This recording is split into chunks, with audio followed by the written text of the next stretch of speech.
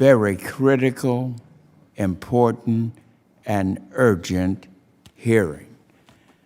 It's very important that we take stock of where we are at this point in terms of making sure that we keep our food supply chain safe and secure and moving our goods, our food products, our equipment that our farmers need to really make sure that we are responding to this very critical need.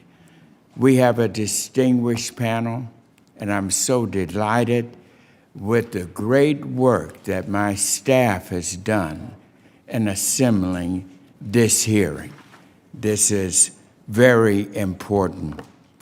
After a brief opening remarks, members will receive testimony from our witnesses today, and then our hearing will be open to questions. Members will be recognized in order of seniority, alternating between majority and minority members, and in order of arrival for those members who have joined after the hearing was called to order. And as always, when you are recognized, please make sure you are muted when you're not speaking, and when you're speaking, you can unmute. And I want to start with my own opening statement here. I really wanted to hurry up and have this hearing so that we will be able to relay to the American community that our food supply at this point is secure. We do not have, at this point, a shortage of food. And the purpose of this hearing is to make sure, as the challenges continue to unveil with the pandemic, which is causing so much of this problem, we hope it can go away quickly. We hoped that a year ago, but it's here. We don't know how much longer it will be here, but we cannot wait to be able to look this day at the immediate challenges that face us in order to keep our food supply plentiful and secure. Today's hearing is a very important and widespread look at our supply chain issues. We want to look at the logistics involved with ensuring that our grocery store shelves, our convenience store shelves, all of the retail elements where our people get their food products are well stocked, and we want to make sure that we in Congress are doing what we need to do to make sure that that stays constant.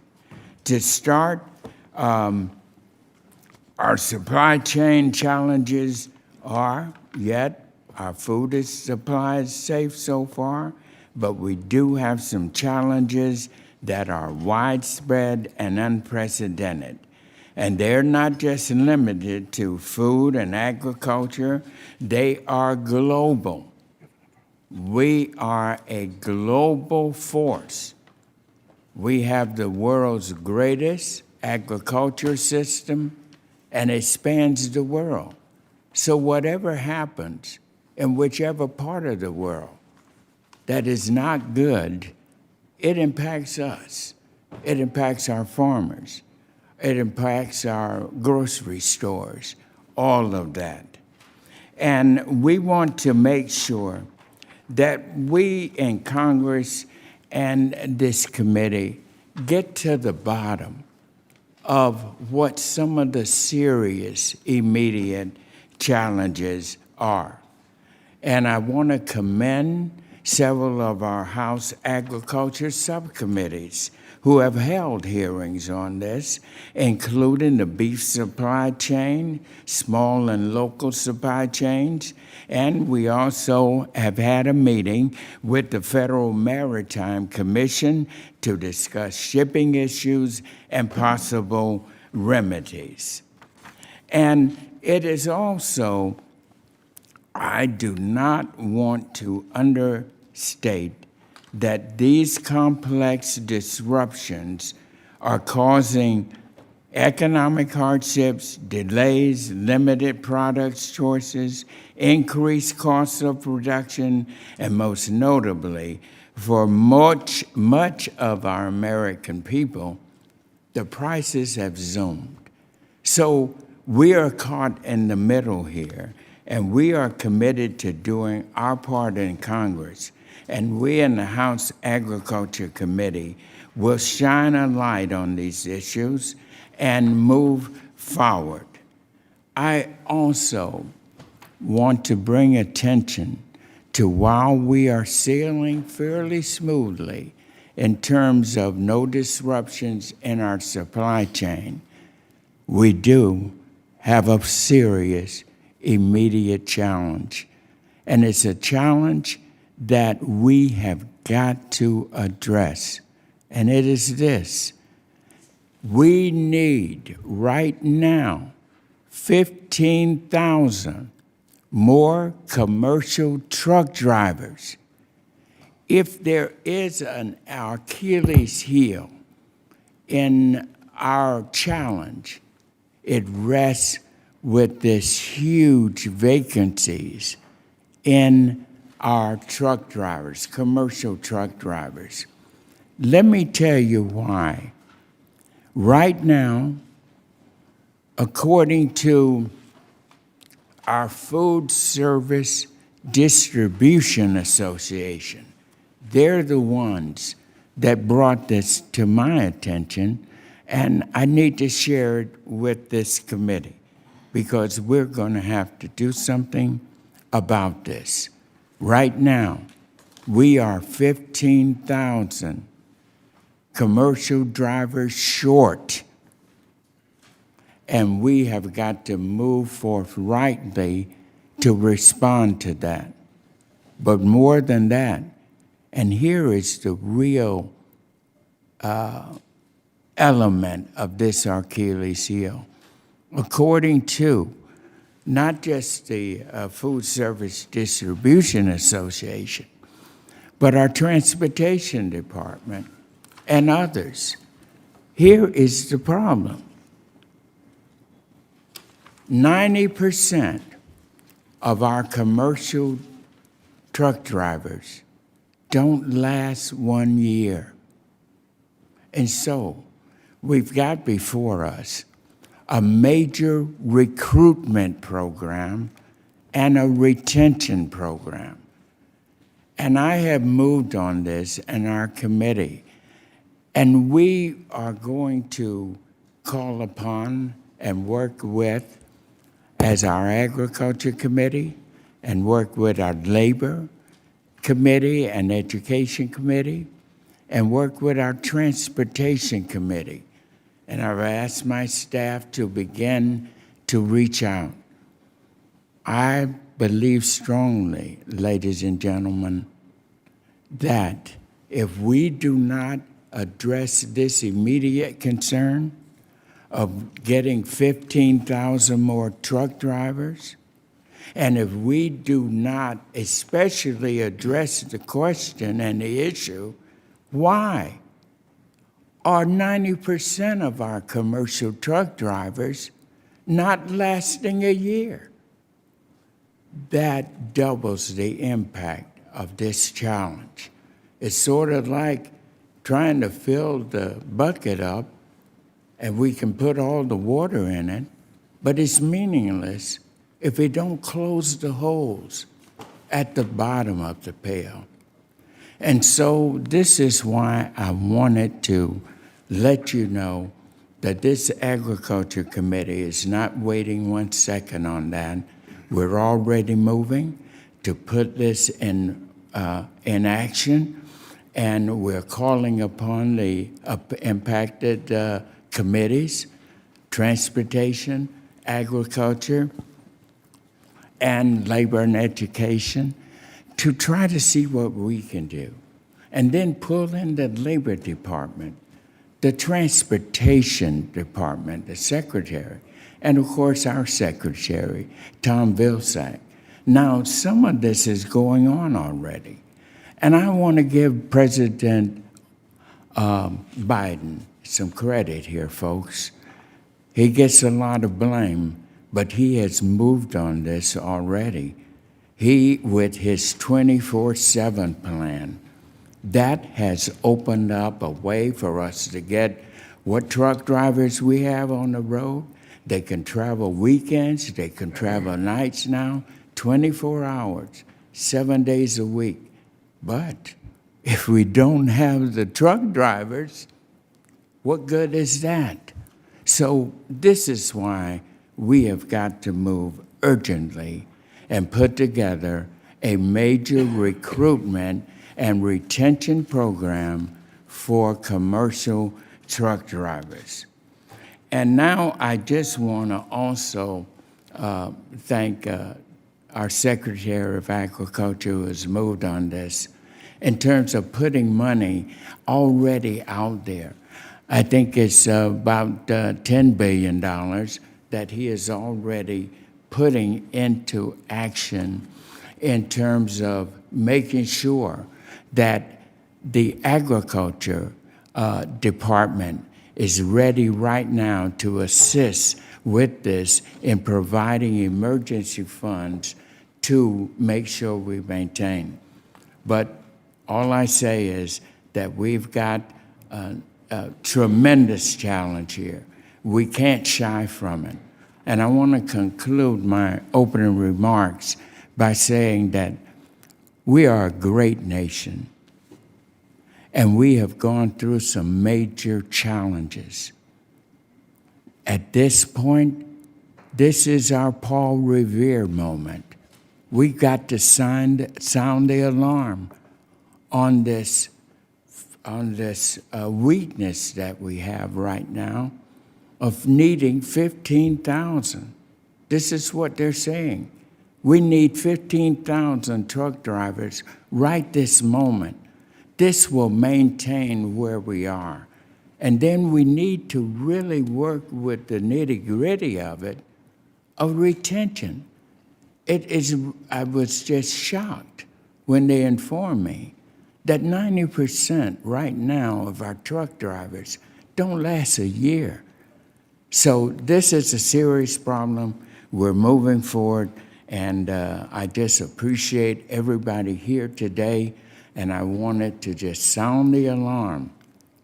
But also now, we must have a Franklin Delano Roosevelt moment. When they had the Depression during the 30s, we responded, and we did things we did not even do before, didn't know how to do. And as a result of going through that, we put things in place as a result of the Depression that is lasting and helping us right to this day. This is our shining moment, committee. Let us rise to the occasion and let us address this real tough issue of getting more commercial truck drivers and retaining them. And with that, I will yield to our ranking member for his remarks. Well, Chairman, thank you very much, and I agree with you. We need to sound the alarm, because I actually think we're in a crisis when I look at all aspects of this, and things that were perhaps avoidable, and things, most importantly, things that we can address with the right action. So I'm looking forward. We got a talented group of witnesses today that in the panel that's come forward to share their perspective. I'm really interested to hear. We really do need a root cause analysis of all the things that have contributed. I've worked on in my role as a senior member in educational labor and a leader on career and technical education, I've worked on the CDL drivers for many years, and we actually have tools out there to help people get trained. So it's not a matter of not having resources there dedicated. This hearing today is very important, long overdue. Hearing to review the current strains within the supply chain and their impact on American agriculture. And I see this as the first of what I hope will be many public conversations on this topic by our committee. We have a talented panel today, but this is it impacting every American family. And we have a lot of key stakeholders that, we weren't able to fit into onto the panel today. So I would certainly encourage and this is a crisis, I would encourage that we do a series of these hearings. I point to just an article yesterday in one of my newspapers, probably one of my largest newspapers, the Oil City Derrick, that talked about the Cranberry Area School District. This normally receives from their food distribution 100 cases of food. That's what it takes to provide something I think that we somewhat take for granted, school lunches, and they're getting 50, the wonderful men and women that are working in food services at that school district are trying to do their best to be creative as how they deliver the nutrition that they need to do under those school lunches or breakfasts that the kids need to have.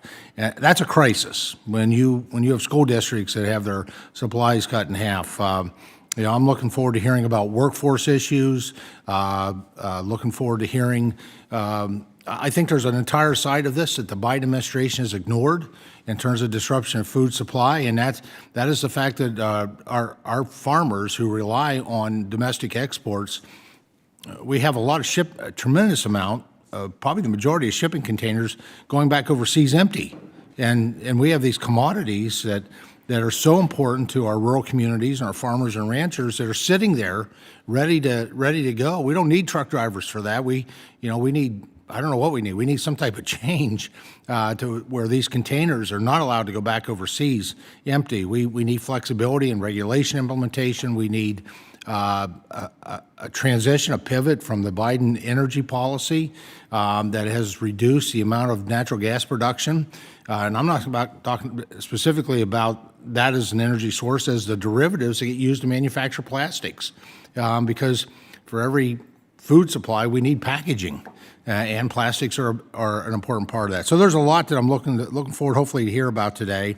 As the United States emerges from the pandemic, we are facing a new combination of challenges and consequences, including rapidly rising inflation, skyrocketing energy costs, and a shortage of available goods and labor. Now, as we approach the holidays, these issues are on the minds of every American. In addition to everyday needs, meals, gifts, and celebrations will look wildly different this year as families face an onslaught of high prices, limited stock, and minimal customer service. Now, the Biden administration would lead you to believe that these are, quote, high-class problems, end quote. Well, it's kind of a flippant statement, and I believe that represents just how out of touch this administration is with Main Street. Main Street and farm lanes, let me put it that way, and the everyday people who see their hard-earned dollars stretched thinner every day. Mr. Chairman, I would have liked to see the administration participating in today's hearing because whatever solutions that we can identify, we need them to be able to execute or to administer. That's what the executive branch is supposed to do. And while I appreciate the peril each of our witnesses is working through, I think it's necessary to hear from one of the main culprits. In too many instances, the White House uses industry as a scapegoat rather than partnering with them to solve problems. And while we can pull other factors like natural disasters, much of what we will hear about today is how feckless liberal policies under consideration by this administration are compounding instead of mitigating this crisis. This administration has single-handedly perpetuated a fear of higher taxes, contemplated regulations without any type of flexibility that will limit crop protection tools and land use, reduce our nation's energy dependence, and it reverted to divisive and unreasonable vaccine mandates and challenged regulations in our transportation sector. And to make matters worse, as we sit here, trillions more in feckless spending or reckless spending are being ready behind closed doors. Funding that will only add fuel to the fire of skyrocketing inflation and economic uncertainty. More so, and let me be very clear, this is a ruinous crisis for our farmers and ranchers who buy retail, sell wholesale, and pay shipping each way. Increased input costs are hampering producers' abilities to provide an affordable food and fiber supply. That insult to injury, transportation and shipping delays, as you reflected on, have had serious consequences on their ability to export products, a void being filled by foreign competitors. Now, I can only hope that this excellent panel will shed some light on a path out of this mess. We're looking for solutions. That's what we do in the Agriculture Committee. And I hope this committee considers inviting the administration to testify about this very issue as well. I look forward to working with you, Mr. Chairman, to bring forth solutions, many of which we'll hear about today. And I want to thank the expert witnesses who have joined us today on very short notice, and the numerous associations, organizations, and businesses who have provided additional testimony in advance of the hearing. With that, Mr. Chairman, thank you, and I yield back. Thank you, Ranking Member.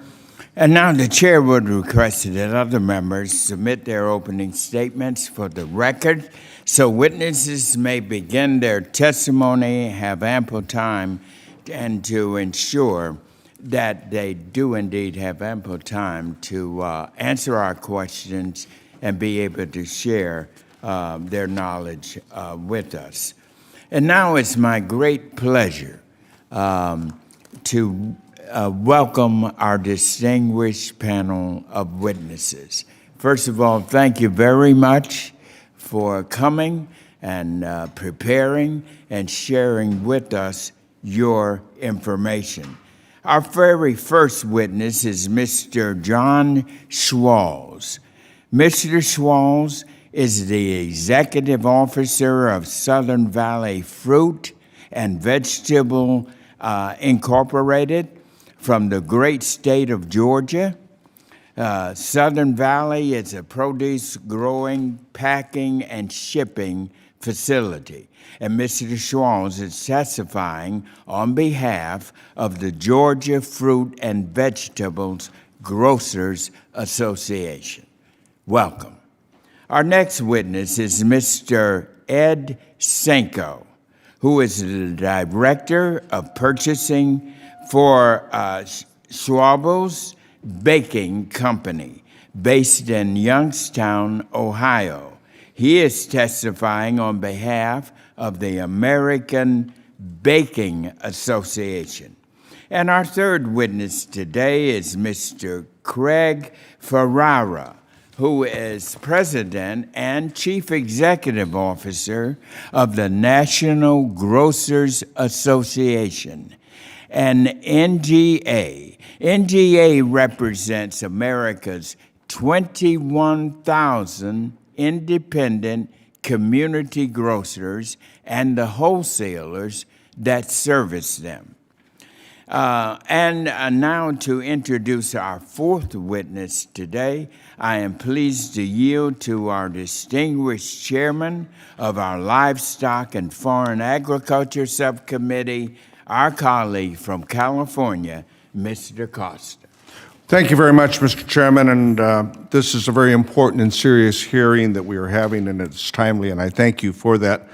And I know you're in a good mood this morning because the Braves did bring it home last night, so you've got a smile on your face.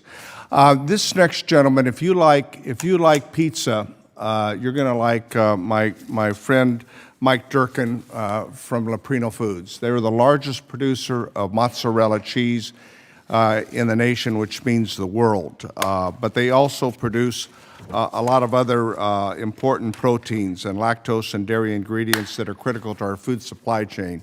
And Mr. Durkin's experience in other leading roles puts him in a good position to testify this morning, Mr. Chairman and members of the committee, of the critical challenges and the crisis that we're facing in our supply chain. We look forward to hearing his testimony as well as the other witnesses. Thank you, Mr. Costa. Now our fifth witness is Mr. John Sampson, Vice President of Conferences and Executive Director of Agriculture Food Transporters Conference, American Trucking Association. The American Trucking Association represents every sector of the trucking industry, including members who work in the food supply chain. What a distinguished panel that we have. And now finally, to introduce our sixth witness, I am pleased to yield to our colleague, the distinguished gentleman from Illinois, Mr. Rodney Davis. Thank you, Mr. Chair. And I have to say, the winning Braves manager comes from Illinois' 13th district. Brian Snitker grew up in Macon, Illinois, and as a almost lifelong Braves fan, I'm right with you on the championship, Mr. Chair. Oh, man, thank you. What a night, what a World Series. It was a great night, great night. I do want to say thank you to my good friend Rod Wells. He is the Chief Supply Chain Officer at Growmark, Inc., and he's here on behalf of the Agriculture Retailers Association. Growmark employs and serves an incredible number of constituents that I represent in my ag-centric district in Illinois. But for all of you on this committee who know me, you may feel very sorry for Mr. Wells because he was my neighbor when I moved to Illinois back in 1977. So he had to put up with me on a very personal basis, even when he and his family moved halfway across the state to Olney, Illinois. I used to spend a lot of holidays and New Year's down with he and his family. But I couldn't ask for a better witness to talk about the issues affecting central Illinois and southwestern Illinois and my constituents and this great nation for that matter when it comes to the supply chain. Welcome, Rod, and you're lucky I didn't give away any secrets. I yield back. Thank you, Congressman Davis. I appreciate that. And I am so pleased to have this distinguished panel of witnesses before us. And each of you will have 5 minutes. The timer will be visible to you on your screen and will count down to 0, at which point your time has expired. So why don't we get right into it? Mr. Schwalz, you will be first. Please begin when you are ready. Chairman Scott, Ranking Member Thompson, members of the committee, thank you for your invitation to participate in today's hearing. My name is John Schwalz. I'm the Executive Officer at Southern Valley Norman Park, Georgia. I'm here today on behalf of the Georgia Fruit and Vegetable Growers Association. Southern Valley is a fully integrated year-round growing, packing, and shipping operations of fruits and vegetables. I appreciate the opportunity to speak to the committee today and share how the pandemic has created unprecedented challenges to our supply chain, placing the produce industry in a crisis. When the pandemic began in March of 2020, Southern Valley did as many farming operations. We quickly implemented procedures to protect our workers and consumers by mitigating any potential exposure to the virus. Even though nearly half of our market share had disappeared due to closure of restaurants, schools, cafeterias, our spring crop had already been planted at that time. So we had no choice but to harvest that crop while also protecting the health and the safety of our employees. For the first 6 months of the pandemic, our costs for COVID-19 prevention and employee health and safety were over $120,000. We survived the 2020 and first half of 2021, but it has certainly not been without significant increase to input and cost. Recurring monthly cost of $16,000 for COVID prevention continue today. These costs include our health task force, which is led by a local physician, additional security measures, PPE, quarantine housing, and related supplies. We've made substantial adjustments in our purchasing model to help alleviate costs with price forecasting. Southern Valley has contracted our year's supply of crop protection products, fertilizers, and fuel for farm operations during the first quarter of the year. Farming operations are facing not only increased field input costs, but also a shortage of supply of many inputs. And suppliers can no longer guarantee our pricing due to the shortages and shipping delays and production.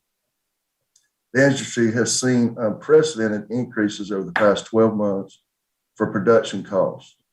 Specific cost increases that we've seen year to date are fertilizers, which are up 35%, crop protection products, 25%, fuel, 48%, and plastic and drip tape, 35%.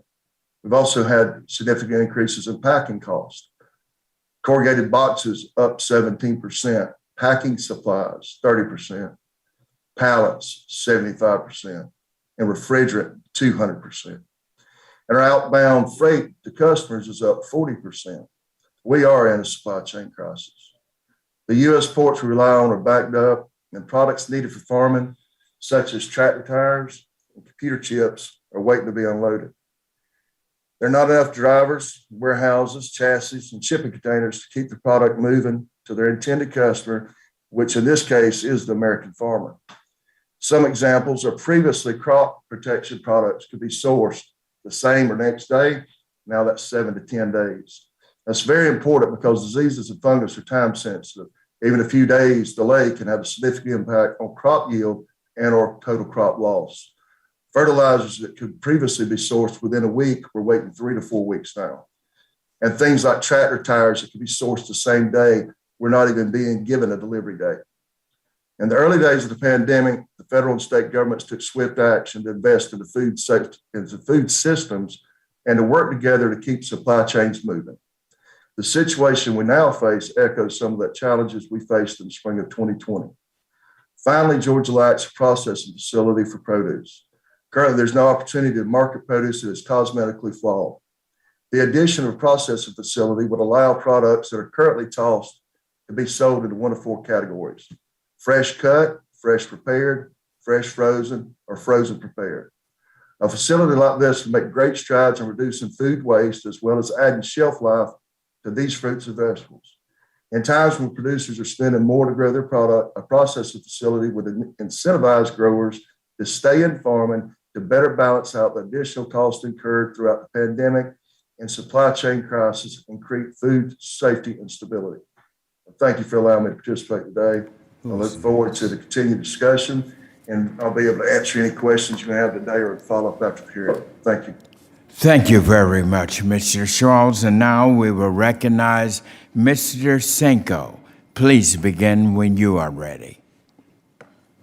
Good morning, Chairman Scott, Ranking Member Thompson, and the members of the House Agriculture Committee. Thank you for holding this hearing and for the opportunity to testify today for the unique supply chain challenges that face the baking industry. My name is Ed Senko, and I'm the Director of Purchasing for Schwebel's Baking Company. Schwebel's Baking Company has been a household name in Youngstown, Ohio since 1906, a company founded by Dora Schwebel and family-owned since its inception. Currently, Schwebel's has a workforce of 800 employees and 2 bakeries with a dedicated delivery team. Schwebel's product lines include hearth breads, traditional white bread and buns, variety bread spanning wheat and breakfast breads. I'm testifying today on behalf of the American Bakers Association, of which Schwebel's is an active member, who represents 300 companies and 1,600 plus facilities. Today, I will provide an overview of the multifaceted supply chain disruptions that the baking industry is currently facing and what we'll be facing in the future. The first issue I'd like to discuss is the workforce shortage in the baking industry. Schwebel's Baking Company has not been immune to the workforce shortage. We've experienced high levels of turnover due to the need of 24/7 production runs to provide a fresh quality product to our customers. The shortage of workers in our sector means we do not have enough workers for our shifts. We are forced to shut down production lines. This results in fewer products being delivered to retail stores and food services, including restaurants and institutions. Additionally, many wholesale bakers provide baked goods for federal feeding programs, including the school breakfast and lunch programs, SNAP and WIC. The baking industry is also facing a shortage of drivers. The baking industry has one of the largest trucking fleets in the United States and is reliant upon drivers to transport our products to the end user. Further, these workforce challenges have significantly impacted our suppliers. ABA has a real concern over President Biden's COVID-19 action plan that will make this workforce tighter due to the fact that they will have to be vaccinated. The baking industry does support the president's goal of getting Americans vaccinated, but we will have real concerns about the rulemaking and the negative impact about the fragile workforce. We also worry about the access to COVID-19 rapid tests. Baking industry uses a variety of transportation modes, including ports, rails, roads, and to move supplies to and from the bakery. The industry is relying on the U.S. ports to move the freight. These recent bottlenecks have negatively impacted the smooth flow of trade for both ingredient suppliers and exports of the American products. Failure to alleviate these will lead to unusable products due to short shelf lives on some ingredients. Successful baking operations require sourcing of unique combination of inputs, including commodities, specialty ingredients, packaging, and baking equipment to keep producing products. Reliable and consistent procurement of supplies under normal circumstances is a complex, difficult task, but when supply chains are unpredictable or slowed, bakeries become highly vulnerable. Depending on the baked goods produced, companies will need a wide array of inputs: flour, oil, sugar, spices, gluten, etc.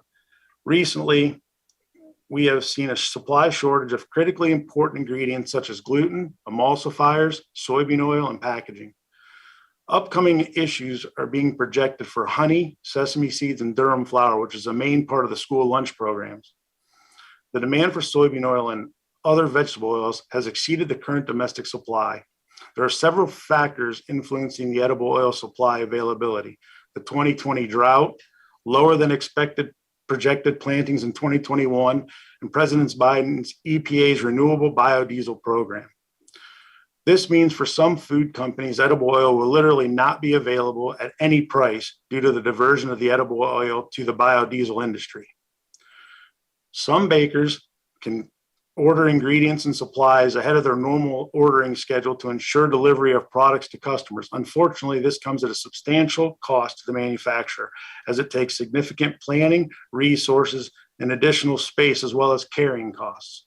ABA members are reporting that because of the lack of the certain ingredients, they will no longer be able to manufacture 10 to 15% of their product line. If the United States is unable to alleviate the pressure around the critical baking ingredients, bakers could anticipate less products on store shelves and in food services, as well as the dependent on the USDA feeding programs. Bakers will have to make tough decisions, and this is going to impact American families. The baking industry is facing numerous challenges: workforce, transportation, supply procurement, and regulatory requirements, all of which threaten to disrupt the fragile supply chain. Thank you for the opportunity to testify. Thank you very much. And now, Mr. Ferrara, please begin when you're ready. Good morning, Mr. Chairman Scott, Ranking Member Thompson, and members of the House Agriculture Committee. It's an honor to have the opportunity to testify before you today to provide the perspective of the independent grocer on America's current food supply chain challenges. My name is Greg Ferrara, President and CEO of the National Grocers Association. NGA is the voice in Washington for America's 21,000 independent community grocers and wholesalers that service them. Independent community grocers account for 33% of all grocery sales, exceeding $250 billion, and more than 1 million American jobs. We are inherently tied to the strength and vitality of the markets we serve, at the heart of the local communities and the U.S. economy. Independents provide jobs and boost local tax revenues while bringing choice, convenience, and value to hardworking Americans. We serve as a critical market for agriculture products for independent small-scale farmers, as independents differentiate themselves from their competition by sourcing locally. Without doubt, the last 18 months has been the most challenging time in grocery than anyone in our industry can remember. And the COVID pandemic has made the grocery supply chain literally a kitchen table issue for millions of Americans. Since the beginning of the pandemic, we have experienced sustained unprecedented levels of consumer demand. While the early days of the pandemic were marred by panic buying and acute shortages of must-have consumer products, this new phase of the global supply chain crunch presents a brand new set of challenges. The good news is that American consumers no longer have to confront the stark images that marked the beginning of the pandemic of empty grocery shelves and hour-long lines at checkout. America's food supply chain, from farmers to manufacturers, wholesalers to retailers, demonstrated its resilience and flexibility by catching up with demand in most grocery categories. The greatest risk we face in the market is not supply chain challenges under discussion today, but rather the panic buying mindset is what poses the greatest risk to the availability of food and the ability of grocers to keep the shelves fully stocked. As industry and government leaders, we must be responsible spokespeople for the food system and reassure American public that there is plenty of food to go around. With that being said, the global pandemic has changed the economy, and the food supply chain is adjusting to deal with the new challenges presented by the new economic order. From the independent grocer's perspective, there are three central factors contributing most significantly to the current supply chain crunch. First, labor availability. A common denominator from every witness at this is that the lack of labor availability is impacting all of us. People have left the workforce, perhaps for good. Others left temporarily and still have not come back. More Americans are working from home, leading to a culture shift in how consumers shop and what they purchase. The food industry continues to adapt to a shifting marketplace, but the bottom line is we must have access to a stable workforce in order to adequately meet the demands of American consumers. Despite the record wage growth and endless opportunities, we still face a major labor shortage. Number two, shortcomings in America's transportation infrastructure capacity is driving supply bottlenecks and delays. Specifically, the trucking industry faces an acute shortage of truck drivers, a critical cog in the supply chain required to move product along each step in the food production cycle. America is still short by more than 100,000 truck drivers, and the problem is only getting worse. The federal government must take actions to increase transportation efficiency and capacity while maintaining current regulatory flexibilities, such as the hours of service waivers, as we see no let-up in demand. Finally, number three, power buyer and supply chain concentration. The pandemic has exposed a growing problem in the food and agriculture sector. Market concentration has led to uneven supply. The largest retail power buyers use their immense economic power to pressure suppliers into prioritizing their shipments over other retail customers while extracting concessions on wholesale pricing. As a result, independent grocers have lost access to both popular products and promotional pricing, often putting them at a disadvantage when competing with their largest rivals. Consumers that live in rural or low-income, food-insecure areas that are typically served by independents are disproportionately impacted and must travel longer distances to find products they need at more crowded retailers. Although the current crisis has exacerbated economic discrimination in the grocery sector, this phenomenon is not confined to the pandemic. For decades, independent grocers have not had equal access to pricing, promotions, and packaging deals that are provided to the largest firms. And during this time, independent grocers have lost ground in many rural and urban areas where food deserts now exist, in large part to competitive disadvantages in the marketplace that often favor the biggest chains and dollar stores. To fix our supply chain, NGA believes we must fix the competitive free market and enforce antitrust laws that are already in the books. That is why NGA, along with farmers and business groups and the Main Street Competition Coalition, is calling on Congress to revive antitrust enforcement of existing laws that level the playing field like the Robinson-Patman Act. Although we expect some inconveniences in product availability to be present in the near future, I have no doubt that American ingenuity and the dedication of the patriotic individuals that comprise our food sector will prevail over the headwinds that we face in the marketplace. It will take time to adjust to the new economic reality, but targeted interventions from our federal policymakers will help us get back on the right track even quicker. With that, I'm happy to take your questions. Thank you. Mr. Durkin, please begin when you're ready. Good morning. Good morning, Chairman Scott, Ranking Morning. Member Thompson. And good morning, Chairman Scott, Ranking Member Thompson, and members of the House Committee on Agriculture. My name's Mike Durkin. I'm the president and CEO of Leprino Foods Company, and I'm here to testify on behalf of the dairy industry and our company. Leprino Foods is a family-owned and privately held company headquarters in Denver, Colorado, with 4,500 employees and 9 plants across states of California, Colorado, New Mexico, Michigan, Pennsylvania, and New York. Leprino is the single largest purchaser of milk in the United States and actually supporting over 1,000 farms of dairy farms. We're the world's largest producer of mozzarella cheese and a leading supplier of dairy nutrition products, including lactose and whey protein. The supply chain challenges have significantly impacted our business, and we don't expect them to ease anytime soon. I'm here to talk about a critical component of this disruption that has not received a lot of attention lately, and that's exports. America cannot ignore the impact the crisis is having on U.S. exports. Mr. Chairman, to use your words, I'm here to sound the alarm on the export crisis we're experiencing. Exports are critical to the overall financial health of the entire United States agricultural sector, and in our case, the U.S. dairy industry. Leprino exports 26% of our milk equivalent volume to over 55 countries, well above the industry average of 16%. I'm here to share our story and call on this body to help with solutions across all aspects of the supply chain, including exports, because this is a severe threat to the U.S. agriculture industry. Freight rates from the Asia and the U.S. West Coast are currently 15 times higher than freight rates from the U.S. to Asia, creating a clear financial incentive for ships to depart empty, with no U.S. goods on board versus waiting to be loaded. As a result, shipping companies are refusing to load U.S. agricultural exports, and over 70% of the containers are returning to Asia empty.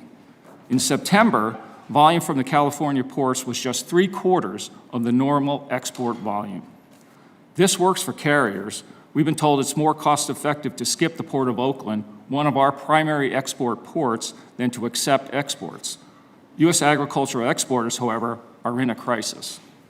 For Leprino, over 99% of our 2021 ocean shipments have been canceled or rebooked to a later date at least once, and in some cases up to 10 times or more. Over 100 bookings this year have been canceled or rebooked 17 times. This equates to a 5-month delay for our customers who depend on our products, including infant formula companies around the world, that's necessary to feed millions of babies across the world. We have been forced to hold loaded containers in carrier yards using equipment already in short supply. These delays not only put our customers at risk, but we have also experienced unprecedented increases in freight and storage and demurrage fees. One freight bill of $5,500 was dwarfed by the detention and demurrage fees of over $20,000. In total, our freight and storage costs have spiked $25 million in 2021, and we expect it to increase another $25 million in 2022. This export crisis may result in irreparable harm to the American agriculture as customers around the world are questioning the U.S. dairy industry's reliability as a supplier. For example, one of our largest customers have incurred over $500,000 in air freight to get the product to what they need. And they also informed us recently that they will now source their product from Europe. These relationships took years and even decades to develop, and they will not be quickly or easily regained. The U.S. dairy industry cannot stay competitive with expensive and unreliable freight costs.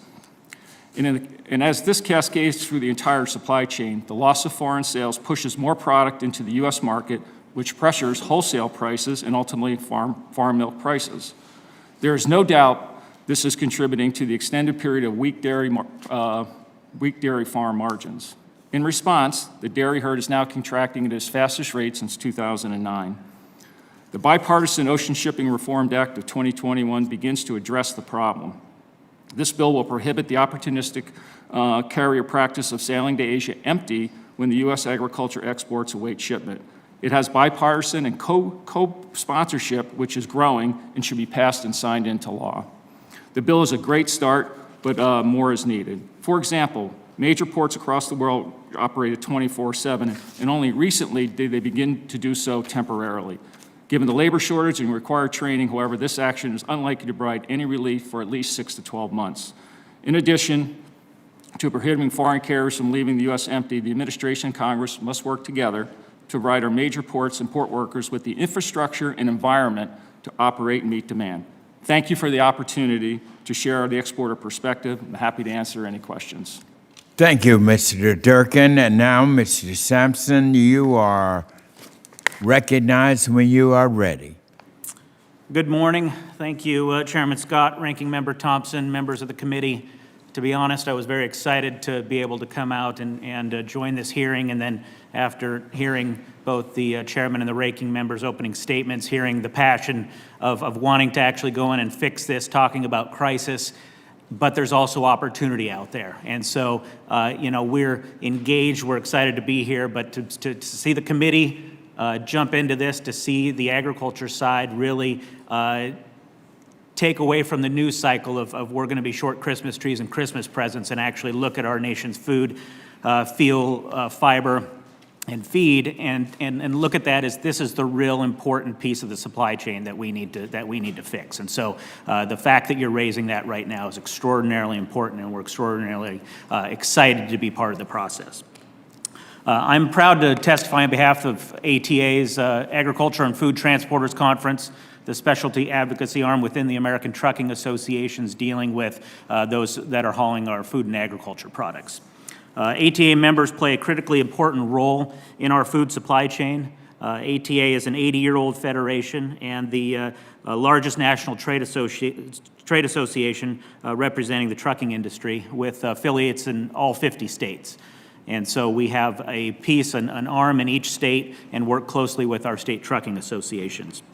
Our membership encompasses over 34,000 motor carriers and suppliers directly and through affiliated organizations. Importantly, for the purposes of today's hearing, ATA members serve agriculture producers, agriculture and food processors, food distributors, restaurants, many of my fellow panelists here.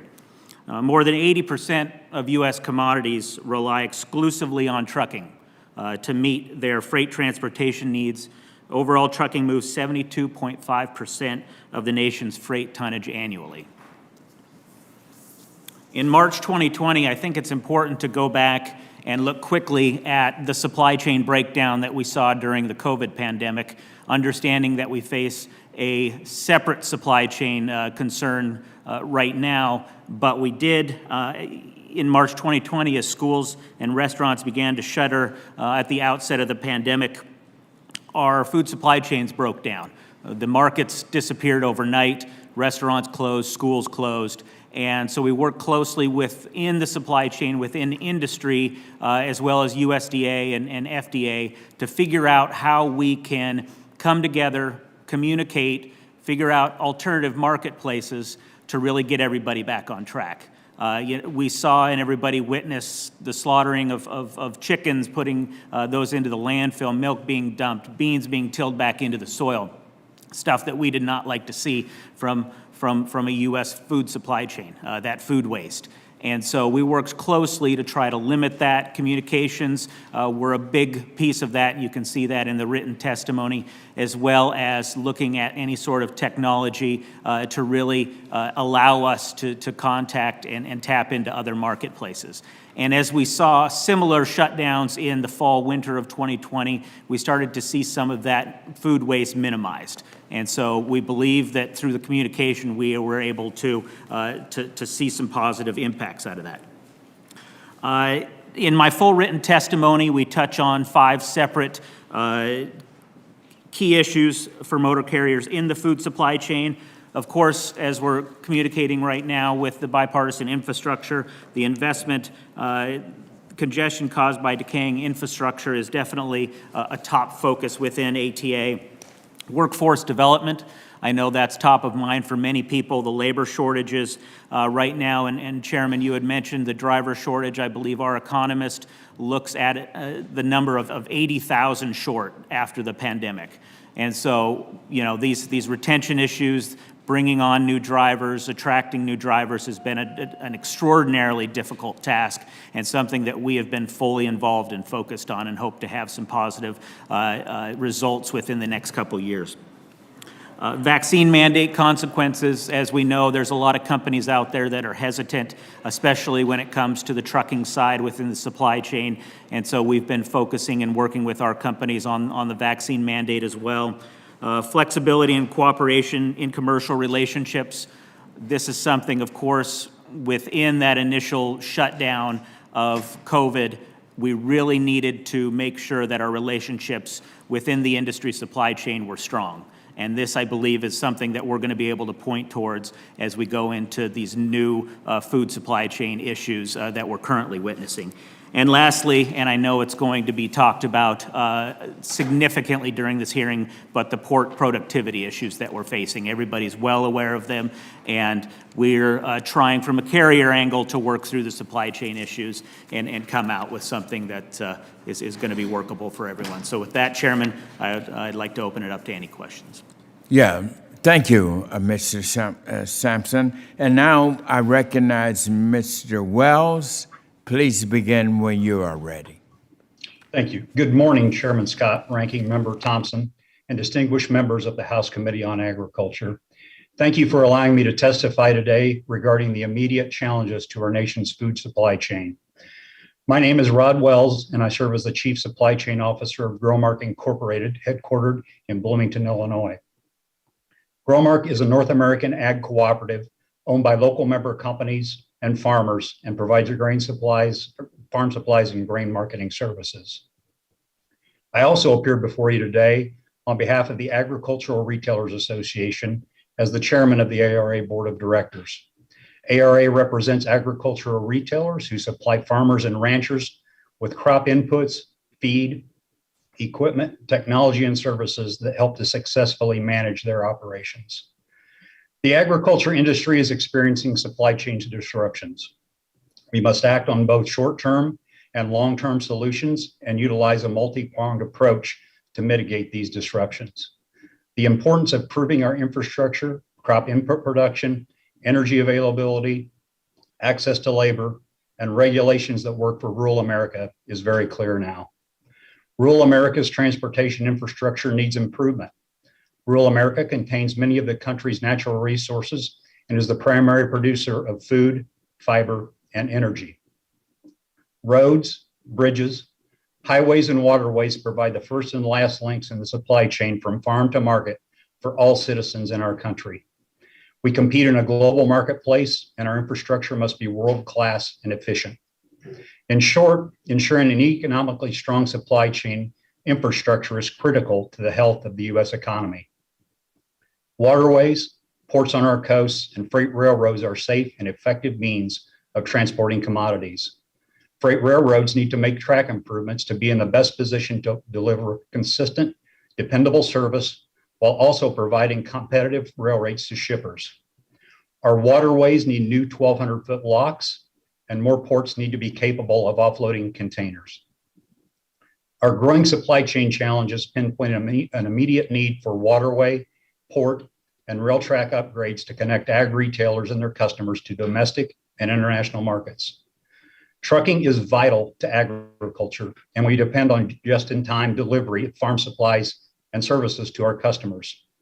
Our country is experiencing a growing driver shortage and higher shipping costs. 48 states currently allow drivers to obtain a commercial driver's license at 18. However, they are prohibited from driving in interstate commerce until they are 21.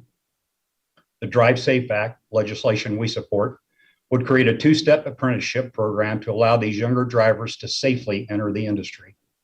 Hours of service regulation should allow more flexibility for drivers working within the food supply production system, along with streamlining electronic logging device requirements that can be a burden for small trucking companies. Planning for the 2022 growing season is already underway. Seed and crop protection products all rely on the supply chain being discussed today. We feel part of improving the supply chain involves the timely and science-based regulatory approval process for biotechnology and crop protection products. The Ag Retailers Association supports biotechnology and crop protection products being assessed within the traditional US EPA science and risk-based regulatory process. American farmers and ranchers become more sustainable and strengthen the food supply system long-term with science-based advancements. Reliable, diverse, and cost-effective energy sources are essential for agriculture production and supply chain system. Agriculture producers produce renewable fuels that include ethanol, biodiesel, solar, wind, and gas from digesters. But until renewable energy can meet all demand, traditional domestic energy sources must be available. The census shows rural America continues to struggle to grow its population while the demand for qualified workers increases. The current H-2A Ag Guest Worker Visa program is broken and does not work for all of agriculture. We desire an H-2A program that is simpler and more flexible. The Ag Retailers Association urges Congress to continue to explore solutions that improve the supply chain and also promote pro-growth economic policies. As a farm supply retailer, I am confident that acting on these priorities will help farmers improve production and contribute to growing the economy while supplying the food, fuel, and fiber that our citizens need. Thank you for your commitment to and support of American agriculture, and I look forward to your questions. Thank you, Mr. Wells, and I want to thank each of you for your very informative testimonies, and I just appreciate your sense of urgency and understanding of what we're doing. Our job here today is to keep our food supply chain operative and functioning at the level that we really, really need. And so let me begin the questions. I will tell you this, I am very, very worried.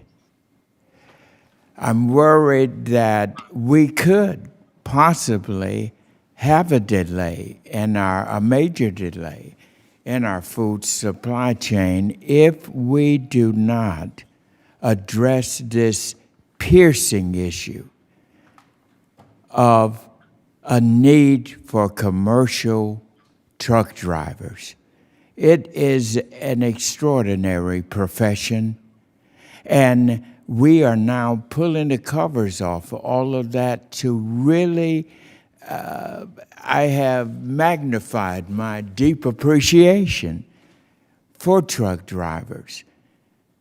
They hold the key right now as to whether or not we will have a food supply challenge and shortage. We do not have a food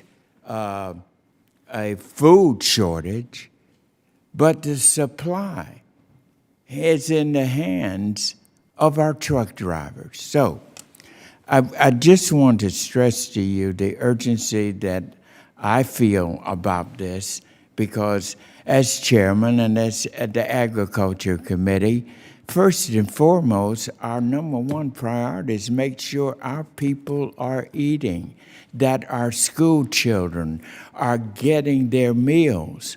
But I'm hearing from our school boards, you all know the story. They can't, the food may be there, but the utensils, something like the forks, the spoons. You mentioned something about the type of paper and packaging that our meat processors have. All of this is coming from places like China, and that's why I'm saying this is such an important issue here. And so let me start with you, Mr. Sampson. You're Trucking Association, correct? Correct. All right. We got a two-pronged problem here. Number one, and it's come out, 15,000 driver vacancies right now, but I've just heard that number is up to 80,000. And then on top of that, I'm informed that our truck drivers' careers last less than a year for 90% of them. If this isn't a barn burner of a crisis waiting to happen, and our failure to address it properly could be detrimental to our nation and the world, because we supply food. And as you can see, in Los Angeles, in Long Beach, 40%, those ports in California bring in 40% of our trade and our commodities. One of the other things I found out about this as I'm getting into it, and this is a danger, but we'll put this on the back burner for now, but we are too dependent on China for some very basics. Deere Tractor, I talked to them. They depend on China for some of their equipment that they can't get. That delays it. So I just want to stress the importance of this hearing, and I am moving, as I said, as we speak now. My staff is meeting with the committee staffs of the Transportation Committee, the Labor Committee, and of course our Agriculture Committee. And Secretary Vilsack is already moving on this. We have a little something in the infrastructure bill that is a pilot for some of the things I'm talking about. But share with me this answer, this question. Why? What is it that is causing, because if we go get these drivers and don't address the fact that 90% of them don't last a year, please tell us why that is happening and what we must do to fix it, so that as we recruit new drivers, we're also moving simultaneously to address those issues of retaining those drivers. And that's why I call this movement that we are making jointly with the Agriculture Committee, and then we bring in those departments as well, because the Labor Department is going to have to be key to help us get out there and identify some of these drivers that may have quit, that we can identify, that have the license already, that we have a need here and could come and help us in our hour of need. So I want to just bring those to you, and I want us to leave here with an understanding that we are not going to let this happen any way, any shape, to have a delay in our food supply system. Why is it that we can't keep these drivers a year, 90% of them? I guess I'll start with the driver shortage issue. Of course, this is something that was pre-pandemic, something that's been a systemic problem in trucking for years. And the COVID pandemic just exacerbated the issue. And that's why we saw an uptick, I believe, from about 55,000 short to 80,000 short. What we're doing within the industry, we're trying to increase pay, of course, increase incentives, increase flexibility. Of course, the over-the-road truck driver could be a taxing position to have. We have a lot of competition as well within other industries.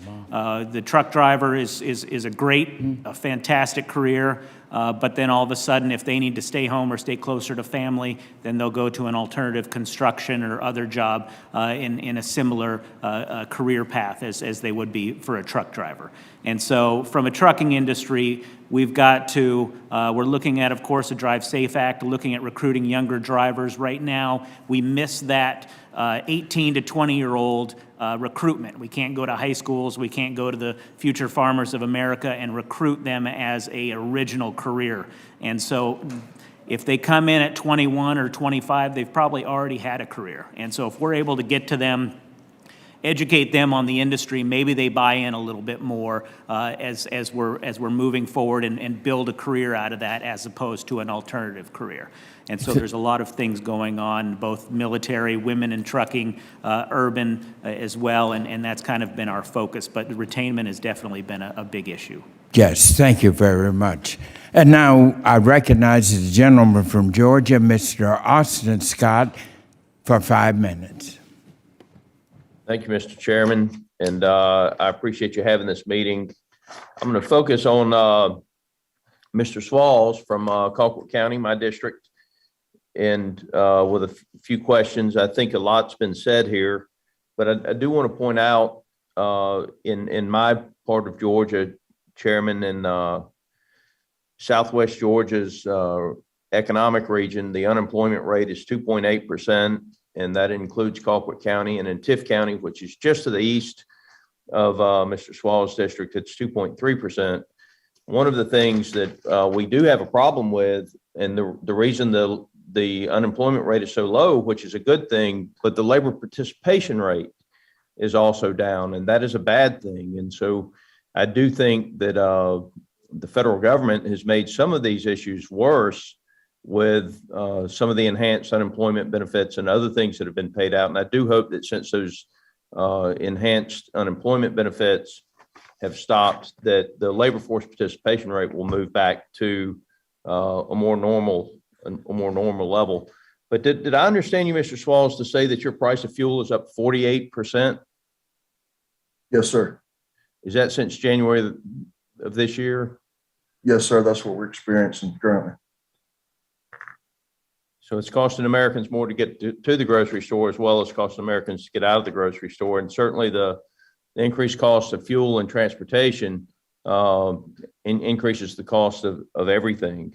One of my concerns in talking with the farmers back home is products that we've always been able to get. You don't use it a whole lot, and or I should say, you wouldn't use as much as a cotton grower, I don't think. But Roundup, for example, the farmers that I know are being told that they need to go ahead and make their purchases for next year, this year, if they want the chemicals. You spoke to it a little bit, but could you speak more to the crop protection products and their availability? And one of the things I want to point out to the people that may be watching this that are not in ag production is farmers have a window of time in which they have to apply, whether it's a pesticide or a fertilizer or some other type of chemical. You have windows in which you have to do everything from plant the seed to fertilize the crop to put the crop protection products there. Can you speak to that supply chain issue and the potential damage to the supply of food for the American citizens? Yes, sir. Thank you. I think Mr. Cinco was alluded earlier about, he was talking about the hardship of trying to secure the products in which you need for manufacturing on their side, of course, from us, from a production side. It was very difficult and very hard on our business to try to secure products earlier in the year, as we were not using those products for obviously a great deal of time, crop being made in the spring and then through the summer and the fall. But we were trying to secure those products to ensure that we would have crop protection products. People in the crop protection product business were telling me back as early as February that there would be strains on the supply chain. So as we started trying to secure that, and then of course we saw price increases coming after that. As you mentioned a while ago, glyphosate, a Roundup, for example, is basically non-existent at this point. Many of these chemicals that we are looking for, fungicides, bactericides, those sort of things, are getting harder and harder to find, and it's become a longer and a longer period of time, even if you can find them. So you have the issue of the protection of the crop protection products being a lot more expensive, them not being readily available, and now it's getting to a point where they're not available at all, or certainly not in the time period of which to be able to make a crop. So that is going to be an incredible strain. It is an incredible strain. It's going to continue to get worse, it appears, the strain on being able to secure these products in order for us to be able to produce the crop. So obviously the less protection products we have, the less yields we're going to have and crop failures. And that is going to tax the American farm, but the American food supply chain. Thank you for that answer. And Mr. Chairman, I'm almost out of time, but look, when I go to the grocery store in Tifton, Georgia, there are many times that I come home without the yogurts that my kids want to eat. And I know what the impact of the price increases has done to my family. And I certainly know that it has hurt a lot of people very bad in this country. And so I appreciate you having this hearing, and look forward to working with you to help solve the problems. Thank you very much, Congressman Scott. And now I recognize the gentleman from California, Mr. Costa, who is also the chair of the Subcommittee on Livestock and Foreign Agriculture. You're recognized for 5 minutes. Thank you very much, Mr. Chairman. Mr. Durkin, in your testimony, you talked about the importance of Leprino Foods that exports 26% of their products. In California, the number one agricultural state in the union, we export 44% of our agricultural products. Clearly, when you talked about an example that you may lose some market share as a result of the supply chain crunch, there's no guarantee you're going to get that customer back, right? Absolutely. As I mentioned earlier, this took decades of relationship building and over time. We have no idea whether we'll be able to regain that customer, and our hope is over time we will. The ability to be able to do that, though, means that we need to be competitive. In order to be competitive, we need to make sure that we have shipping rates and prices that we can obviously go to our customers. That's a good segue, because you also referenced the importance of the Bipartisan Ocean Shipping and Reform Act of 2021 that I've been working with my colleagues on and Senator Garamendi. And I think that we need to look at this effort, this crisis that we're in, and certainly we saw underlying tones of it when restaurants and schools were closed last spring because of the pandemic. When you take a complicated, complex food supply chain and you turn it upside down, the disruptions can occur. And then now, one of the factors that we've talked about, multiple factors that are causing this supply chain crunch that we're dealing with, but also demand by American consumers for products as this economy is beginning to come back.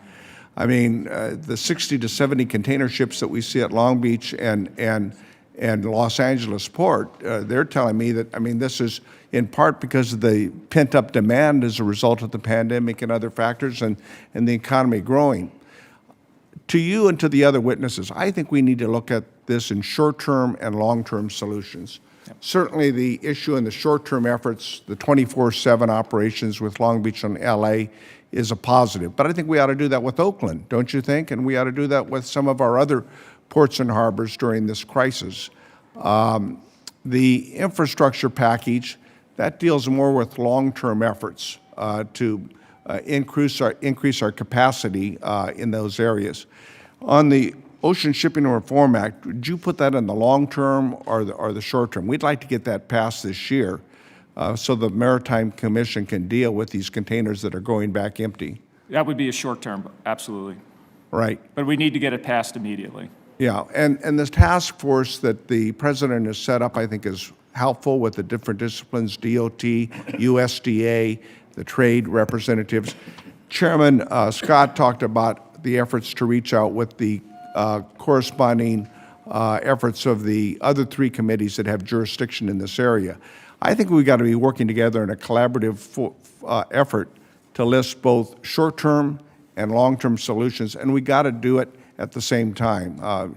You have any of the other witnesses, Ms. Durkin and others, advice to give us on how we orchestrate that? Congressman Costa, good to see you. I would say that agency-wide, we're working very closely with both USDA, DOT, and I think having the committees of jurisdiction working as closely would be extraordinarily helpful. I think when you're looking at the LA Long Beach port system and the 24/7, we're running into bottleneck issues as you continue down the process. We're running into equipment, chassis issues. We're running into driver issues. And we've had those for a number of years, and we're devising rail corridors that will help, but that's the longer-term infrastructure package that will update our capacity. I think you're looking at communication problems. I think the shipper, the ship line has one goal of offloading and then heading out. I think the port itself has another goal, the carrier has another goal, and the warehouse has another goal. And I think unless you have that communication throughout that entire supply chain and everybody on the same page, I think we're going to continue to see those issues. But I think to your And point, our products that are coming in and are going out, Mr. Durkin, you and I discussed about the perishable nature, and they're not all the same. They're not all the same, Representative Thompson. Yep, absolutely. And you have concerns on this, you'll be able to get the product that doesn't go out of date in a certain period of time. And obviously, our customers are waiting for that, and they miss a window on that. It's an issue that we have and they have. Would any of the witnesses care to comment? My time's expiring here, Mr. Chairman, but I think that when you hit on the collaboration of the other corresponding jurisdictional committees, as well as the task force that the president has set up, we ought to have a meeting together and really divide these into short-term efforts and longer-term efforts to figure out how we can do both at the same time to address this crisis that all of us know is upon us. You're absolutely right, Congressman Costa, and that's why we're moving with all deliberate speed. And as I mentioned, we're already in contact with Ed Labor and the Labor Secretary. We're already in contact. Of course, as you know, we're working closely with Secretary Vilsack and, of course, Transportation. Well, you have We're my moving complete on this. support, and I think Thank the you. committee, and let us know how we can help you. We certainly will. Thank you. And now I recognize the gentleman from Nebraska, Mr. Bacon. You're recognized for 5 minutes.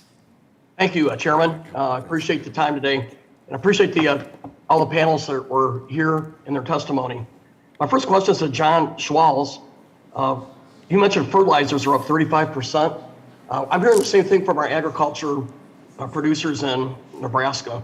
And what do you think is contributing to these inputs being so much higher, and fertilizer being probably the best example?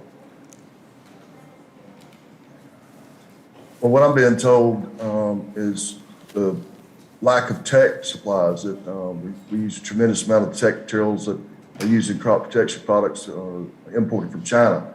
So I'm being told the lack of tech supplies coming in, and then obviously, so there continues to be the same demand for these products, but there's a very short side supply.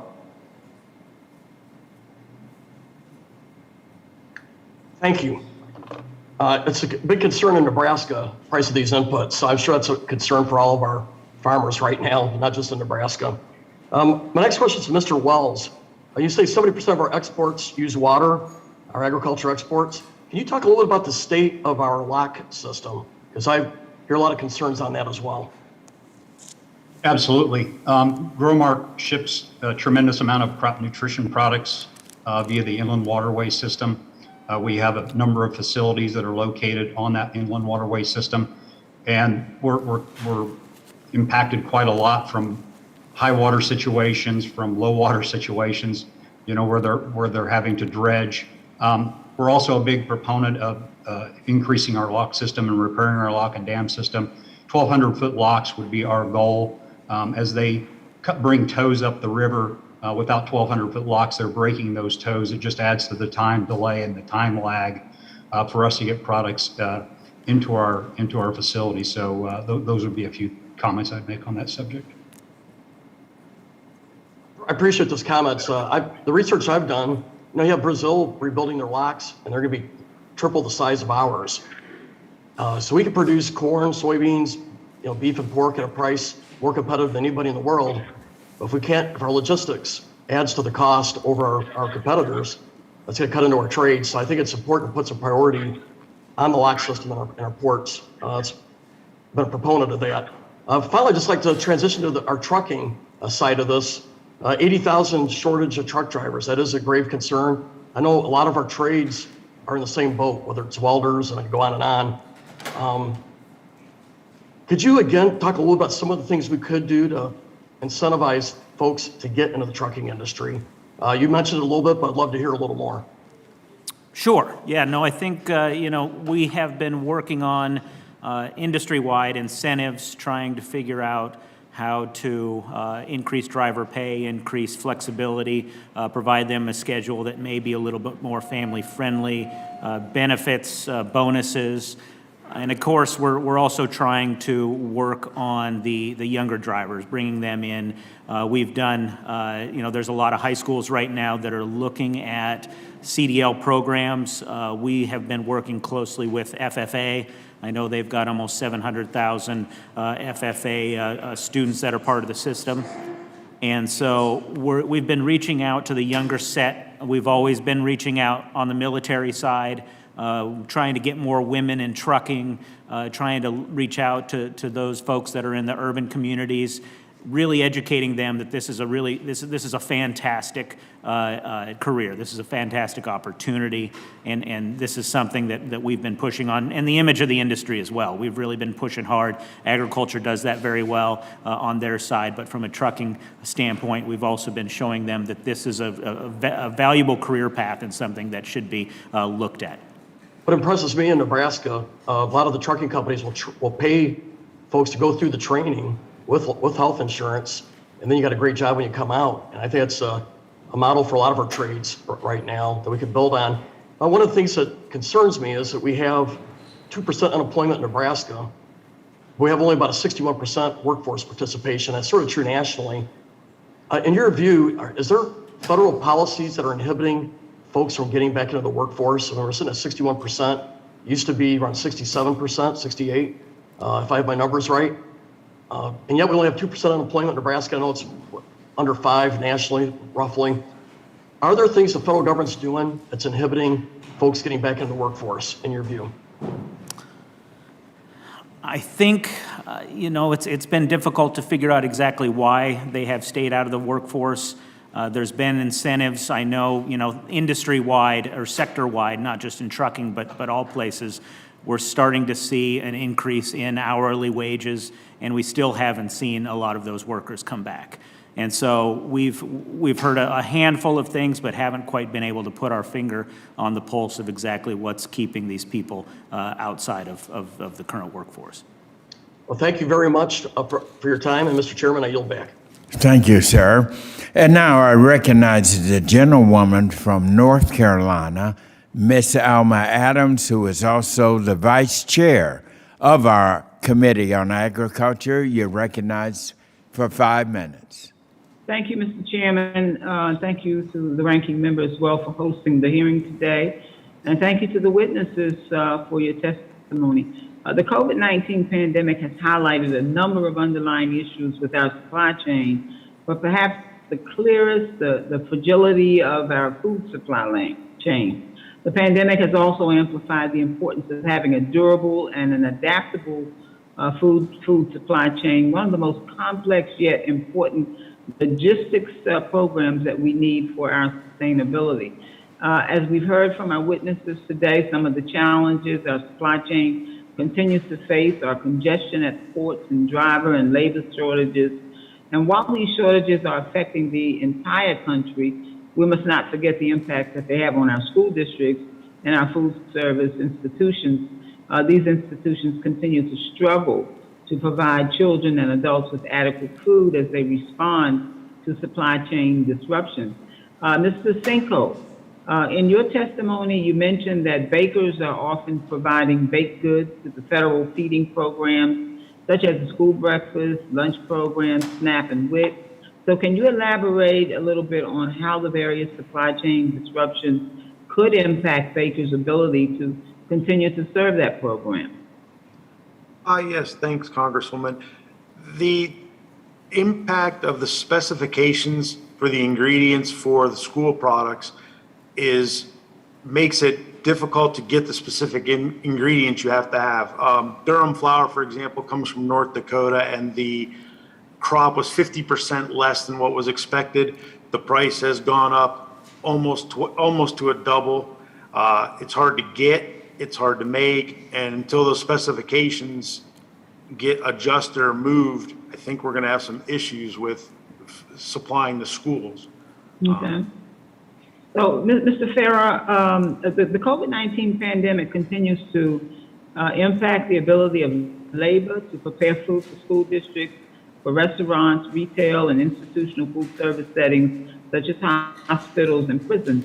So what policy measures can address labor shortages in the institutional food sector?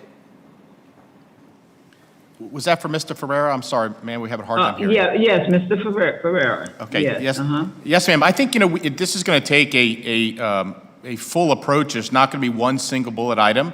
I do think we need to change the conversation. There is dignity of work and dignity in working in a supermarket. You think of the different career paths, chefs, bakers, technology, customer service. There's so many different opportunities that I think we need to continue to focus on educating our young people, educating others that maybe are sitting out of the workforce, that these are great jobs and great opportunities to come back and to work in stores. And I think particularly for retail, there's a tremendous amount of flexibility, whether you're looking for full-time or part-time.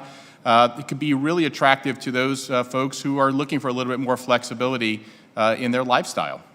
Great. Mr. Durkin, USDA has stated that the COVID-19 pandemic exposed the food system that was rigid, consolidated, and fragile. So what was this experience, what was this your experience, and can you elaborate a little bit based on your own company's experience? Yeah, I mean, COVID-19 actually had a significant impact. However, I would say to a testament to our organization and all of our workforce that actually we were able to get through the pandemic in a very, very positive way. We actually would say there wasn't one customer order that we did not miss. So we were confident in that. It continued to face some challenges, like the rest of the panelists, my co-panelists on this. We have some labor shortages that we certainly are dealing with. But from a port issue standpoint, that has actually been our biggest challenge going forward. And I view this, and as I said earlier, using the chairman's words, this is exports are in a crisis, and any help that the House Ag Committee and this body can help on that, I think will be really, really important and useful for the entire. Thank you. Thank you. Mr. Sampson, in your testimony, you mentioned that there's currently an 80,000 truck driver shortage. According to current trends, that gap could double by 2030. So what factors do you attribute the shortage of truck drivers, and how does that compare to the pre-pandemic environment? I think quickly, we have an aging workforce, which is one of the big issues, and the problems that they ran into with having to deal with the COVID pandemic drove a lot of those that were close to retirement towards retirement. I think we having an issue with trying to bring these younger folks in is a big deal that we're currently focused on. And so I think, there's a handful of things that we're trying to do to retain and recruit, as the chairman had expressed earlier, but it's a difficult environment right now. Thank you. I'm out of time, Mr. Chairman. I yield back. Thank you very much. And now I recognize the gentleman from Tennessee, Mr. Desjarlais. You're recognized for 5 minutes. Thank you, Chairman, and I thank all of you for being here today to discuss the supply chain shortage. I want to focus a little bit, though, on the mandates and how that's impacting our shortage of workers, not just in the trucking industry, but on the railroads. That CSX has a mandate coming on November 8th. We have the federal mandate slated to take effect on November 22nd. And Mr. Sampson and Mr. Wells, how helpful would it be if these mandates were delayed, pushed back? And then I also want to talk about natural immunity. Sure. Just quickly, I just want to make it clear that the trucking industry is not anti-vaccination. We are anti-supply chain inefficiency. And what we've heard from a lot of our carriers is you've got some very large carriers that have vaccine hesitancy in their drivers. And let's just say 50% of their drivers are not vaccinated. And we've heard 80% of those 50% will never become vaccinated. And so we're looking at the potential of them leaving larger companies to go to a company that's under 100 drivers, or they have the alternative to leave the industry altogether. And so we're looking at that as it compounding, negatively, significantly compounding the driver shortage issue and growing that, which is of great concern to our industry. Right, and I have Big G and Titan Trucking in my district in Shelbyville, Tennessee, and they've been sounding the alarm as well. I've heard numbers 40%, you said 50%, and these are educated people. They've been through the worst of the pandemic. Here we are, the Delta variant is subsiding. We've been 18 months into this. We've had first responders, frontline workers, police officers, our military personnel, border agents. I mean, just all walks of life that have made it through the pandemic. And I'm pro-vaccine, I'm vaccinated, but it's not right for everyone. And thankfully, we have excellent therapeutics and monoclonal antibodies, which can keep you out of the hospital 70% of the time. We know that the deaths with this pandemic, 95% have occurred in people over 50. You start looking at the younger age groups, and I can understand some of their concerns about the vaccine and some of the side effects. Plus, we don't know how long that the vaccine actually works. We know that I'm due for a booster. I had Pfizer back in November. I'm not 65, but so we know that the vaccine efficiency does wane with time. But natural immunity, on the other hand, if we're not afraid to follow the science, which we shouldn't be, that's what this whole thing's been about, according to CDC, Dr. Fauci and others. We need to look at the studies coming out of Israel and Britain and other European countries that show natural immunity to be superior to the vaccine. I was on a Fox show the other night where the host said that, yeah, but they said that the natural immunity only lasts 16 months. Well, guess what? They've been tracking it 16 months. So at 18 months, they'll probably say 18. At 2 years, they may say 2 years. Bottom line is SARS-1 that happened 20 years ago, those people are still immune. So why aren't we looking at natural immunity and counting that as the same as being vaccinated. It just doesn't make any sense. And I get that they want to get as many people vaccinated as possible, but what you're telling me is we could have a catastrophe here in a short time in terms of supply chain if up to 40 or 50% of your truckers leave. And Mr. Wells, do you agree with that? Yes, we're short workers at this point in time. We have, I believe, around 290 openings today, just in Illinois, Iowa, and Wisconsin for our area. But mandates such as a vaccine mandate, we're really concerned that it'll lead to more openings. We operate a lot in rural America, as you well know, and it's hard to find labor in rural settings to begin with. They may be a little more reluctant. And so I've heard a study repeated on the radio the other day that they expect potentially up to 33% of the workforce that are unvaccinated to leave the workforce. So I think it would be helpful for you guys if you issued letters. I've written letters on behalf of TVA, Arnold Air Force Base, that deal with hypersonic weapons. You can't replace some of these skilled people. You can't just replace a trucker overnight.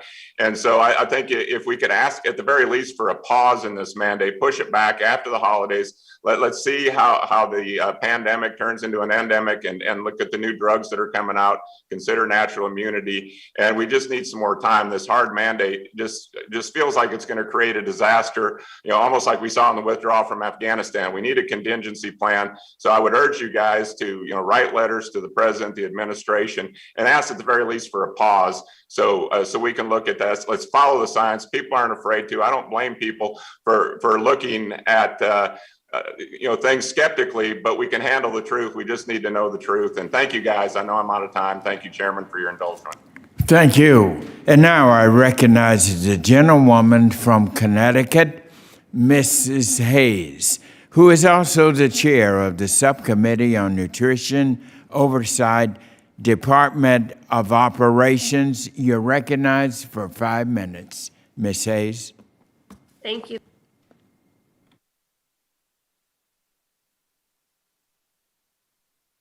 You may want to unmute, Ms. Hayes.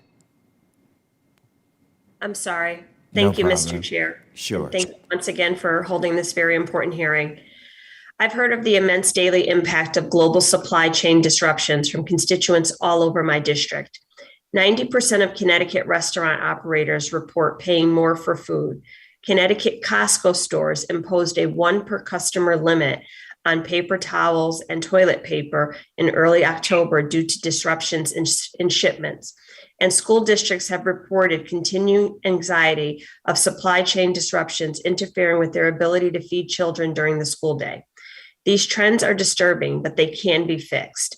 When faced with empty grocery store shelves and struggling producers in 2020, we tackled the issue with emergency policies. Our COVID-19 response bills provided direct payments to agricultural producers, established grants for farm workers, meat packing workers, and frontline grocery workers, invested in and expanded processing capacity for small producers. Additionally, the USDA announced that they will use a total of $2 billion to address supply chain issues nationally and in schools. This week, I joined the Ocean Shipping Reform Act, which would also help address global disruptions. While all of this has worked to mitigate what could have been a more dire situation, we still clearly have more work to do. In the testimony today, we heard how a lack of labor availability is at the core of industry disruptions. Of course, we must ensure our agricultural supply chains are resilient, stable, and fortified for the future, but we cannot do so at the expense of workers' dignity and compensation. So, Mr. Ferrara, in addition to grocery store owners raising wages, offering overtime compensation and sign-on bonuses, you recommended that Congress invest in workforce training programs for workers entering the grocery industry. Can you go more into detail onto how that would benefit workers looking for long-term stable employment? Yes, Congresswoman, and I'm glad you mentioned what our members have done. Over 93% have increased wages, bonuses, provided other benefits to their members. We have a tremendous opportunity. When you think of the grocery store, there are so many different departments in that store, that are specialized. And we have opportunities to help train bakers, to help train chefs, to help train deli workers, florists, meat cutters in our stores. We cut meat in our stores still. These are skilled jobs. They are high demand, and it's really a tremendous opportunity for us to get to folks, particularly young folks, to get them into the workforce with a skill that will stay with them and can be very, very beneficial throughout their career. And we would gladly work with you and the other members to be able to do that. Thank you. On my other committee of Education and Labor, I have been intensely focused on career training programs, technical programs that would address some of the very things that you have just said. Additionally, a lack of access to H-2A workers has impacted dairy farms across the country, especially those in my district. Earlier this year, we voted to pass the Farm Worker Modernization Act, which would help address the H-2A bottleneck and improve workforce protections for H-2A workers. Mr. Durkin, can you explain how impediments to accessing H-2A visas have affected your members, particularly small dairy farms? Yeah. Obviously, the labor shortage is a significant impact across the country, and dairy farms are by no means exempt from that. So clearly, anything that we can do on that end to support our farmers. We don't own any of the farms personally, but we supply all of our milk, get all of our milk through the DFA and co-ops across the country, and they're valuable supporters of us. And anything we do, we say it all starts with milk. And so anything we can do to help the farmer to be more successful on their end is a benefit to us. Thank you. And lastly, I am deeply concerned about reports of disruptions to school food deliveries across Connecticut and the nation. Mr. Cinco, you mentioned in your testimony that several of your members may no longer be able to supply baked goods to schools due to global disruptions. In your opinion, how can we strengthen local supply chains to prevent such catastrophic disruptions? Well, Congresswoman, I think we need to worry about the transportation of ingredients. We can't do anything about the weather situations that cause disruptions in Durham flour, but if we could get the material here, we could make it and distribute it. It's just very difficult to get it here at this point. Other than that, I would say that's about the extent of that. Well, thank you for your input. I think that's what we're all trying to do, to lessen the disruptions and open up access to the supply chain. My time has expired. Mr. Chair, I yield back. Thank you. Thank you, Ms. Hayes. And now I recognize the gentleman from Illinois, Mr. Davis. You're recognized for 5 minutes. Thank you, Mr. Chair. I think this stakeholder conversation is a very important one for us to have. And we've got to try to continue to mitigate the ways Americans are actually being crushed by high prices on gas, groceries, natural gas, and to no fault of any of the industries that are represented here today. Every sector is being crushed beneath the weight of this administration's rampant spending agenda that's driving high costs and inflation. There's a shortage on everything from semiconductors to shrimp paste right now in this country. And when we look at this problem holistically, there's an obvious worker shortage that, as all of you have testified and as my colleagues have continually brought up, there is a worker shortage that is contributing greatly to our supply chain issues. There are approximately 11 million work-ready adults certified by their state workforce agencies who are receiving SNAP benefits, but could start working immediately to fill some of the 10.6 million jobs that are open today. Chairman Scott mentioned it. Mr. Sampson mentioned the thousands of truck driving jobs that are available. You know, we've got to look under our jurisdiction to what we can do to invest in our SNAP education and training program to get these families that are receiving benefits trained for the jobs that we know are open. And frankly, we tried that when we were in the majority during the last Farm Bill. And some of us were called evil for saying, if we don't do it then, when the economy's great, when will we ever do it? Now we see the failure of that failed policy is that we don't have enough workers trained to address this new supply chain crisis. And this administration seems to want to do nothing about it. Now, as we look, we can shift our workforce development programs, especially in the industries that all of you represent today, and we can fill these jobs. We can put this piece in the puzzle. But I want to start with Mr. Wells, since I know him the best. I'd like to start by asking you, what do you think we can do to maybe work with our SNAP workforce and training program to pair up our community colleges in places like Bloomington and Normal and be able to get people trained to take the jobs you mentioned are available at Growmark just a few minutes ago? Yeah, actually, we're reaching out to community colleges in a lot of the areas that we do business.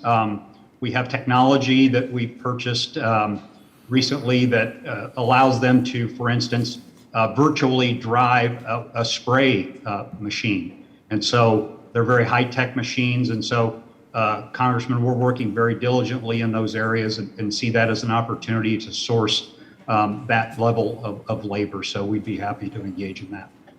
Great. Anybody else want to tackle that issue? One of Mr. the Ferraro? opportunities, I think, Congressman, in the grocery business, retail and wholesale, is we'll train you, on-the-job training. Get us in our distribution center, get us in our stores. We'll teach you to drive a forklift. We'll teach you to slice meat. We'll teach you to be a baker. We talk about truck drivers. Some of our members will pay for trucking school for those that go through that. One of our members told us yesterday that 3 of their truck drivers last year made over $150,000 a year. We need to be talking more about that and those kind of careers that can get people into these jobs and really make a great way to support their family. Well, and you mentioned, and your industries employ a lot of our blue-collar workforce. Don't underestimate how many blue-collar workers actually have student debt. They went to college, they incurred debt, they didn't get a degree.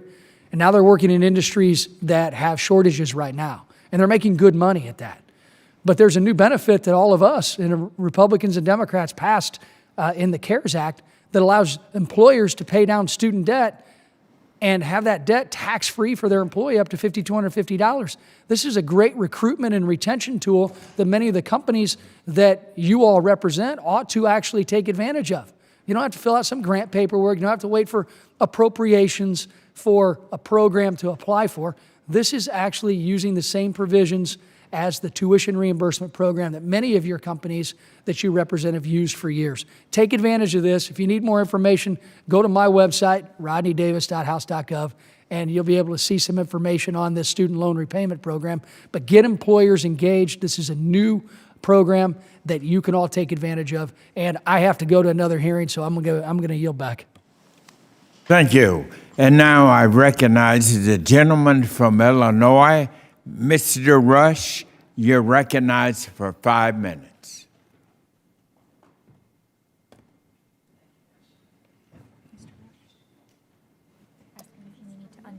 Mr. Rush, you're recognized. You may need to unmute.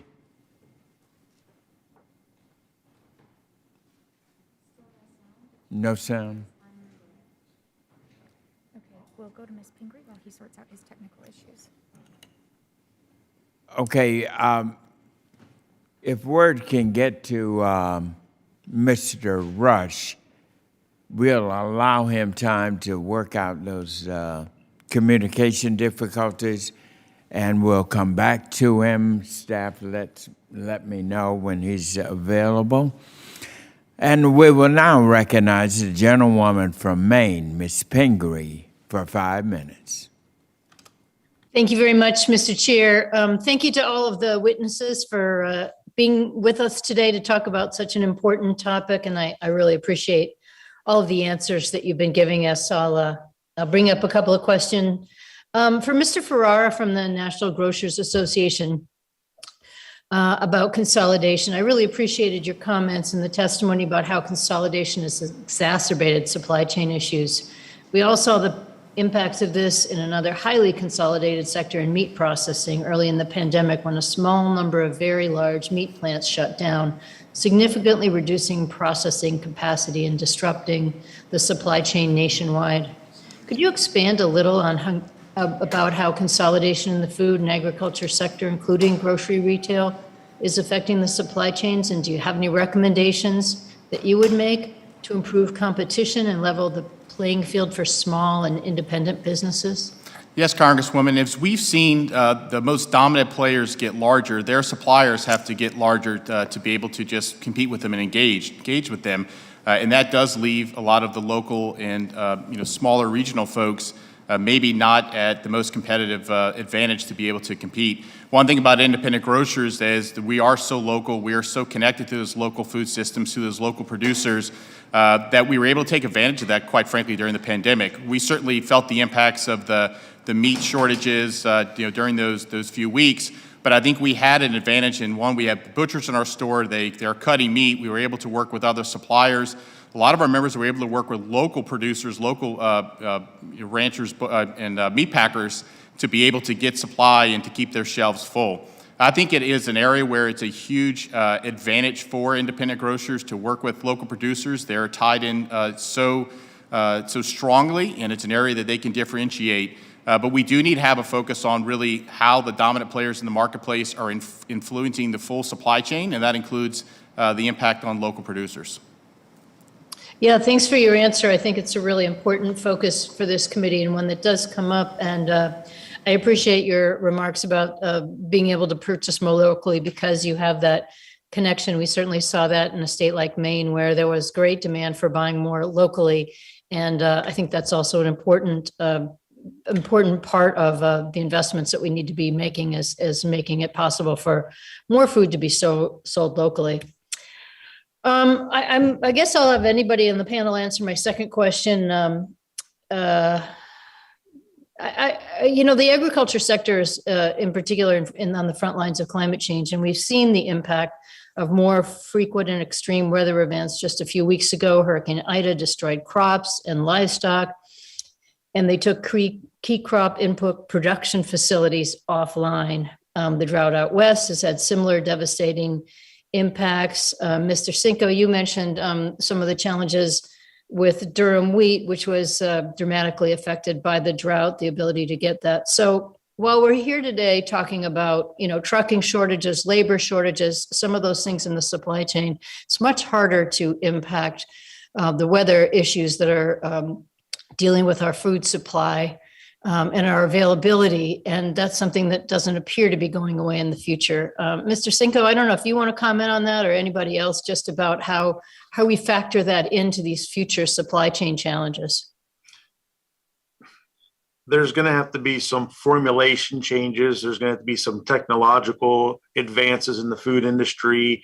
As I said before, gluten is a very short commodity right now, and most of my suppliers are coming up with enzymes that reduce the usage of gluten in the facility. So we've gone from 25,000 pounds a week down to like 12 or 13, which is helping us. Even though you're paying for an enzyme, at least you can produce and you don't have to fight the lack of gluten in the world. So I think technology going forward is going to help for the baking industry itself.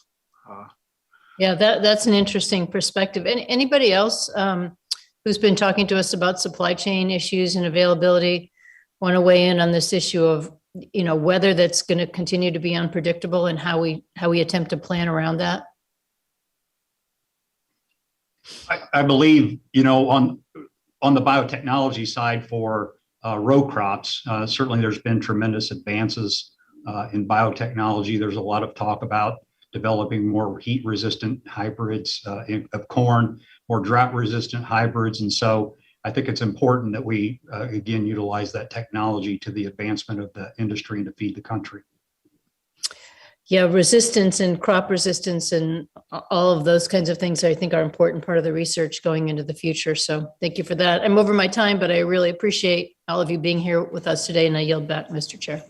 Thank you, Ms. Pingree. And now I recognize the gentleman from Georgia, Mr. Allen. You're recognized for 5 minutes. Can you hear me okay? Yes, we can. Good, Go right thank ahead. you. And thanks for having this hearing today. This is very critical. We need to have a sense of urgency with this issue. And we need an all-of-government approach because we've talked about this now for months. And we talk about, solutions, that sort of thing. And, we're talking top-down solutions. We're talking spending more money, and all these other ideologues that really don't address the problem. And of course, we continue to do the same thing and expect a different result. And we know what that is. So, my concern is that we can solve this problem, but we can't solve it under the current template. Meaning that whether it's incentivizing people to go to work, for example, we got 25 million work capable people on SNAP program right now that would enjoy a great opportunity to make $150,000 a year. They just need to be trained up. We've got, we got 10 million people sitting on the sidelines, and for whatever reason, because of loan forgiveness and all these other things, or some, government stimulus program, they're not motivated to work. So what we've done is created this, whatever utopia you want to call it. And now we've got huge labor problem. We got a labor department that won't even allow legal programs to work for to get people in here. We've solved our labor problem for generations with immigrant labor. And so here we are, and we can't even get those programs to work. The Labor Department is creating havoc with that. So, somewhere, and I want to hear from every witness, somewhere we got to do this from the bottom up rather than top down. And what I want to know is what do we need to do in the executive? The fastest way to do it is the executive branch. Now I'll give an example. In the 1980s, the air traffic controllers pretty much went on strike and it shut down the airline industry. President Reagan immediately, it got his full attention. He addressed it and he fixed it. And, much to the chagrin of the union, but again, you've got a situation where the country was at stake, and he did it with executive orders, which is his privilege in the event of an emergency. We have an emergency here. So what I want to hear from the witnesses is what do we, and Congress moves entirely too slow, but where do we need to put pressure on the White House to either relax union jurisdictional rules, pause regulations, whatever we got to do to fix this problem and get this economy moving again. And, I'll start, Mr. Cinco, with you and go through the entire panel. Congressman, we could use people that just want to be here. The 24/7 work-life balance, so for another sake of using it, is very difficult for us. But the fresh bread that needs to go to places can't be stored for days. So we need to find a way to incentivize weekend work or extra shifts or things like that. Like, people don't want to work midnights. There's a lot of jobs out there where people can go to places where they don't have to work midnights. They don't have to work the weekends. It's very difficult for us to keep people here around the clock. That would be somewhere to start, which we do that, but it becomes financially tough on a bakery of our size to pay extra money. I mean, bread is a commodity that everybody buys, and the increase that we would pay is going to increase to the end user, and it's going to be detrimental to our survival, so to speak. Yeah, Mr. Wells, I'm sorry, I'm out of time here. But anyway, I think you need to share that with this panel as we go forward. What do we need to do to correct this situation immediately and fix this problem? And I think if we put our heads together and we do it bottom up, we'll get it done. Thank you, and I yield back, Mr. Chairman. Thank you, Mr. Allen, and you're absolutely right. We got to move out here right now. and get this problem solved. The gentleman from Illinois, Mr. Rush, you're recognized for 5 minutes. I certainly want to thank you, Mr. Chairman. This has been a very outstanding hearing, and I am glad about it. Mr. Chairman, I have heard from stakeholders in my district and around our nation about the unsustainable and dramatic cost increase due to issues in the supply chain. I'm currently drafting a letter to the FTC asking them to immediately begin to investigate and review price gouging in the supply chain. Mr. Durkin, you mentioned that for U.S. Dairy businesses, procurement prices are up between 20 to 30%.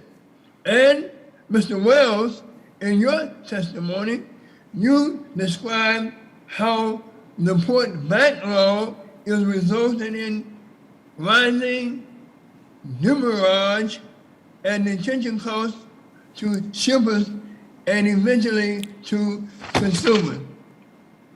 Mr. Durkin, Mr. Wells, for your industry, can you expand upon the extent to which your members have suffered large cost increases, and more broadly, is price gouging in the food supply chain a problem that the federal government should be seeking to address?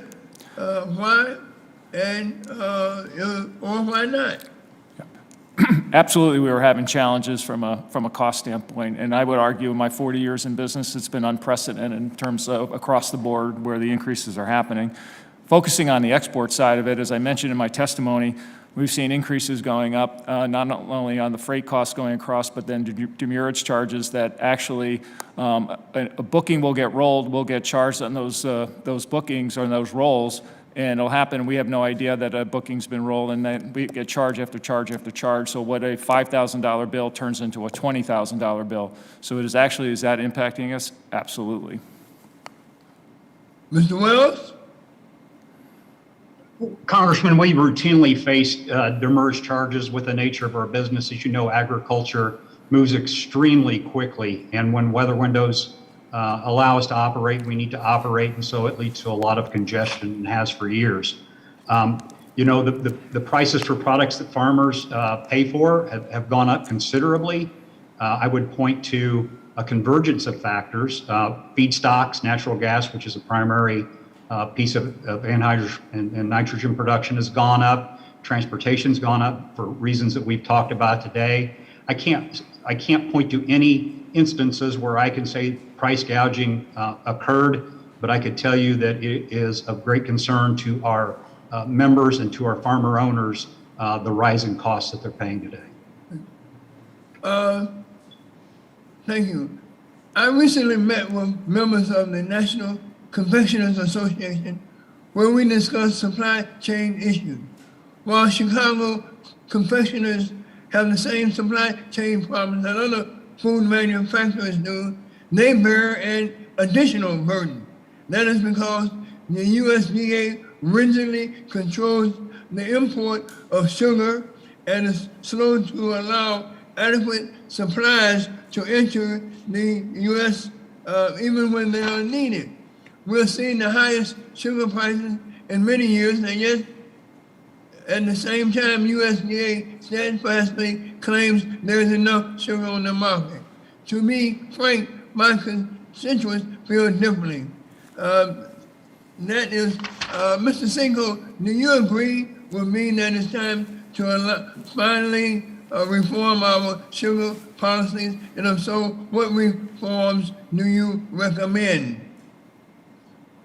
Yeah, you are very correct, Congressman. The sugar is at a high price. We are seeing upwards of 20% increases in granulated sugar. The beet sugar that we're using out of Michigan is all dependent on the crops, as we've referred to before, depending on the weather and how the crop reacts. That's a very important part of how much we have in the country. So if their crop is good, it seems to be less of a problem. When their crop is bad, USDA doesn't let us import. There's a hearing coming up speaking about sweeteners in mid-November about honey, about how much we're going to import of that. So that's going to be the next problem on the sweetener side. It's going to be a price gouge, I guess, as you said before. But yeah, we need to look at how we import that. Thank you, Mr. Chairman. Thank you so much. I yield back. Thank you, Mr. Rush. Appreciate it. And now I recognize the gentleman from Pennsylvania, our ranking member, Thompson. You're recognized for 5 minutes, Mr. Ranking Member. Thank you, Chairman. Congress has a job to do to address many of the issues that are being brought up to our attention today. However, action by the administration to provide regulatory relief, or what I would say would be regulatory flexibility, would have the swiftest impact on the current bottlenecks in the supply chain. I'm going to start with Mr. Wells.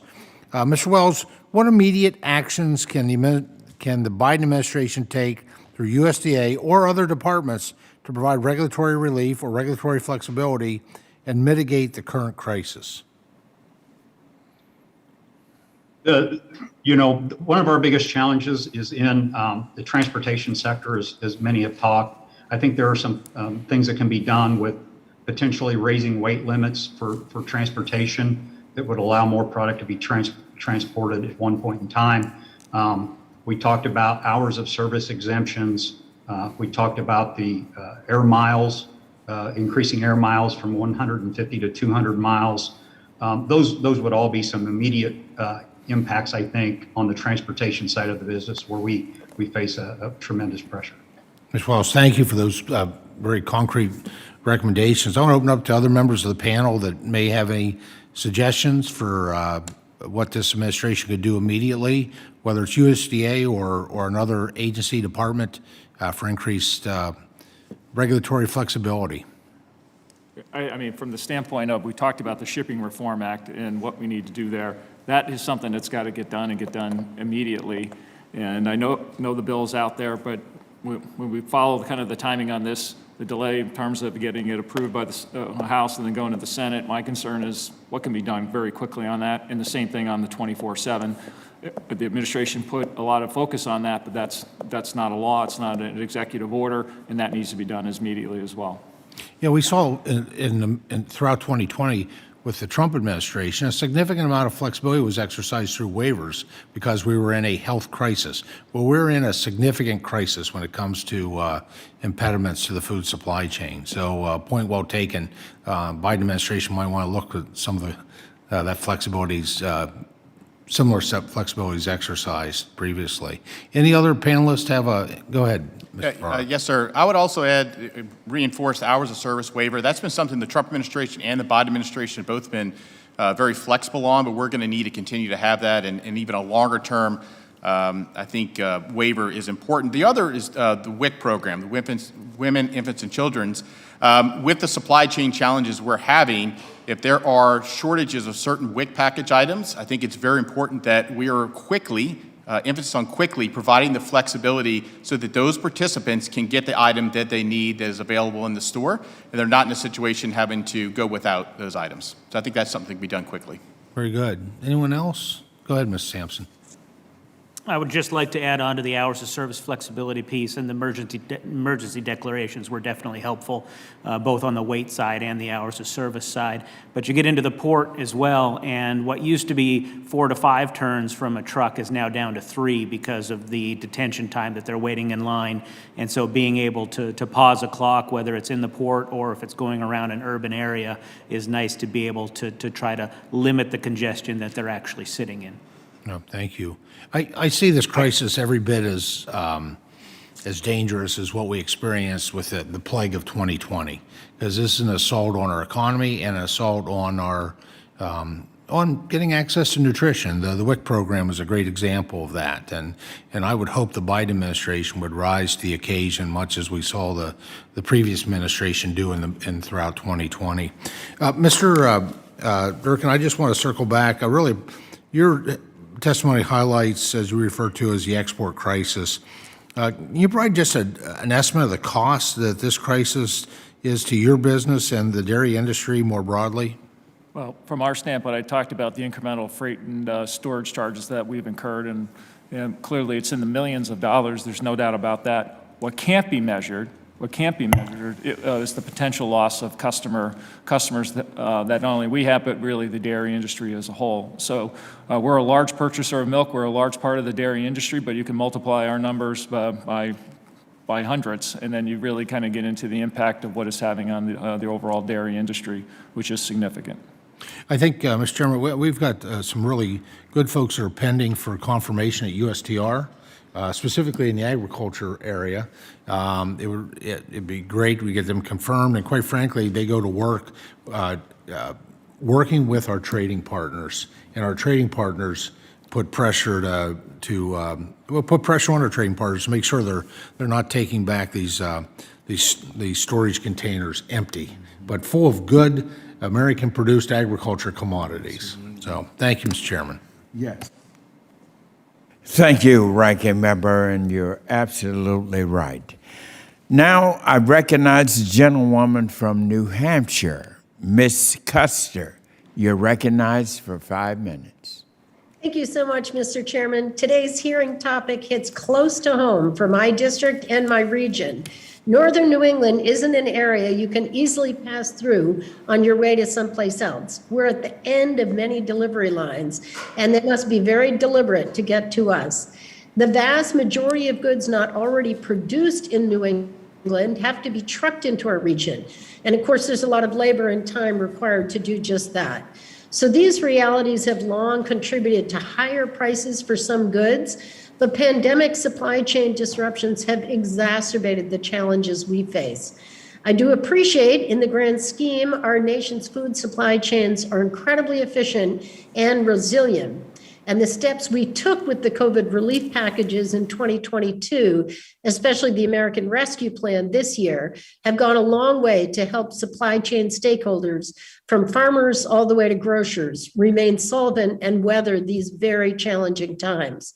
Nevertheless, it's clear we still take food supply chains a long time to recover. I want to make sure my constituents, especially those who struggle with hunger and food insecurity, are able to access and afford nutritious food. This takes on added meaning as we head into the holiday season with our families. To ensure that happens while also not shortchanging our farmers and frontline workers all along the food supply chain is very challenging, but it's a balance we must strike. One important thing we can do, and I'm seeing this happen with grocers and co-ops in my district, is buying and sourcing locally wherever possible. A silver lining of the pandemic has been heightened consumer interest in supporting local agriculture and producers with food choices. Mr. Ferreira, from your position with NGA, I'm curious if you're seeing your members increasingly working with local food producers and source from regionally connected distributors, and what can we do to help foster these relationships? Yes, Congresswoman, thank you for the question. Again, this is an area that independent grocers really take upon very seriously. It's an area how they differentiate from their chain competition. They are local, they know their local producers, they know the local farmers, and quite frankly, customers come to their stores to be able to source those local items from local producers. But I think we really need to look at the supply chain and ensure that those local producers continue to have a chance. As we're going to continue to see more consolidation and more influence from the largest power buyers across this country, it's really important that those local producers have an outlet for their products, and the independent grocer is the perfect outlet for that. We need to make sure that the industry is competitive and that the antitrust laws are enforced so that those independent grocers can continue to serve those communities like your district and can serve those customers who need access to nutritious and a wide variety of foods. Thank you so much. Now, shifting gears slightly, stakeholders in my district have been sharing with me examples of backlogs where food and value-added products themselves are not in short supply, but packaging for them is hard to come by. Mr. Durkin, could you comment on what challenge is your company, or IDFA more broadly, still seeing in terms of packaging shortages? And have you been developing strategies to mitigate packaging supply challenges or even minimize packaging as we move forward? Yeah, I mean, obviously, there isn't probably a input item that we haven't had a challenge with this year, so packaging is a good example of that. We've had certain challenges where we've had to work with our suppliers to try to get that in place. We've avoided certain things, but there has come down to situations just really in the last couple of weeks where we've had to change our production schedule because of delays in receiving our packaging. What we've also seen, as we mentioned earlier, and panelists have also said this, is the inflationary component of this as well. So all of our packaging costs have gone up. And to your point, we have been and continue to work from a sustainability standpoint to reduce the amount of, obviously, cardboard as an example and other packaging type materials to make sure that we can, we're good corporate citizens in that regard. But in the near term, that availability is still a challenge, and we're working with our suppliers to try to eliminate that. Well, thank you. My time is coming to a close, but I'm very grateful to the panel and to everything we're doing to work together to ensure that we have a safe, healthy, accessible, and affordable food supply chain for all Americans as we head into the holidays. So thank you very much. With that, Mr. Chairman, I yield back. Thank you very much as well. Now I recognize for 5 minutes the gentleman from South Dakota, Mr. Johnson. Thank you, Mr. Chairman. And before I ask my questions, I just want to thank Mr. Durkin. Sir, in your testimony, you highlighted the bill that I have with John Garamendi related to the ocean shipping reforms that haven't taken place for 30 years but are much needed. So I just wanted to say thank you. I want to, clearly these supply chain problems are a terrible problem, and they are rippling throughout almost every segment of the American economy. It is good to hear a lot of agreement on some of the things that might help. Mr. Wells, in your testimony, you mentioned the power of unlocking all of these safe 18, 19, 20-year-old drivers and how much that could alleviate the shortage of drivers in the trucking industry. Mr. Ferreira, you noted that every industry has these shortages, but that getting these young truckers on the road really would help. Mr. Sampson, you estimated that we're short 80,000 truck drivers, and you suggested that this pilot could unlock opportunities for perhaps as many as 3,000. You gentlemen probably know this, but I'm leading a letter that has 55 signatories that is calling on DOT to expedite their reconsideration of a Trump administration rulemaking that would take just exactly the action that you gentlemen highlighted, getting these safe drivers who are already driving intrastate loads into the interstate system. What I want to ask of Mr. Wells, Mr. Ferreira, Mr. Sampson, what are your thoughts on the long-term? I mean, clearly the pilot is helpful. What are the prospects for long-term reforms, and to what extent could they help with our long-term supply chain weaknesses? Let's start with Mr. Wells.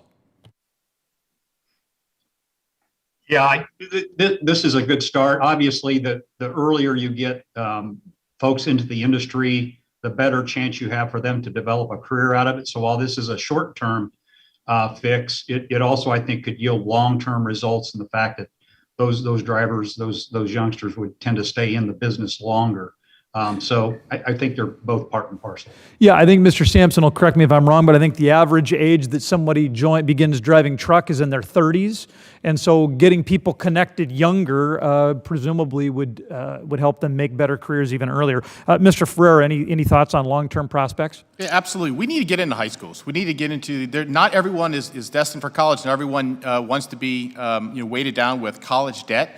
And these are good paying, these are great jobs, great careers. And let's get to these young folks early. Let's make sure they're exposed to these opportunities in their community and give them the tools and resources they need at the right age so that we can get them involved early on and we can give them the tools they need to be very successful in their careers. Yeah, because these truck drivers, this is the glue that holds the American economy together. Let's get more safe drivers out on the road. Your thoughts, sir?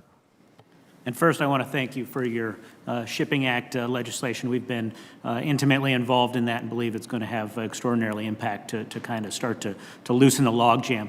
As far as the driver issue goes, we've worked with FFA.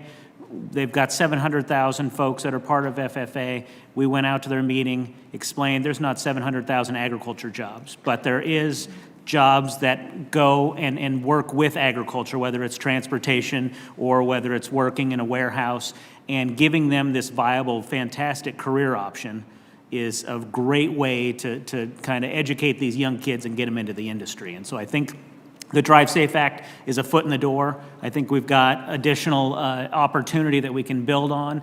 But as Mr. Ferrara said, getting into the high schools, getting into these younger folks before they get too much into their career option gives them a choice that they wouldn't regularly have.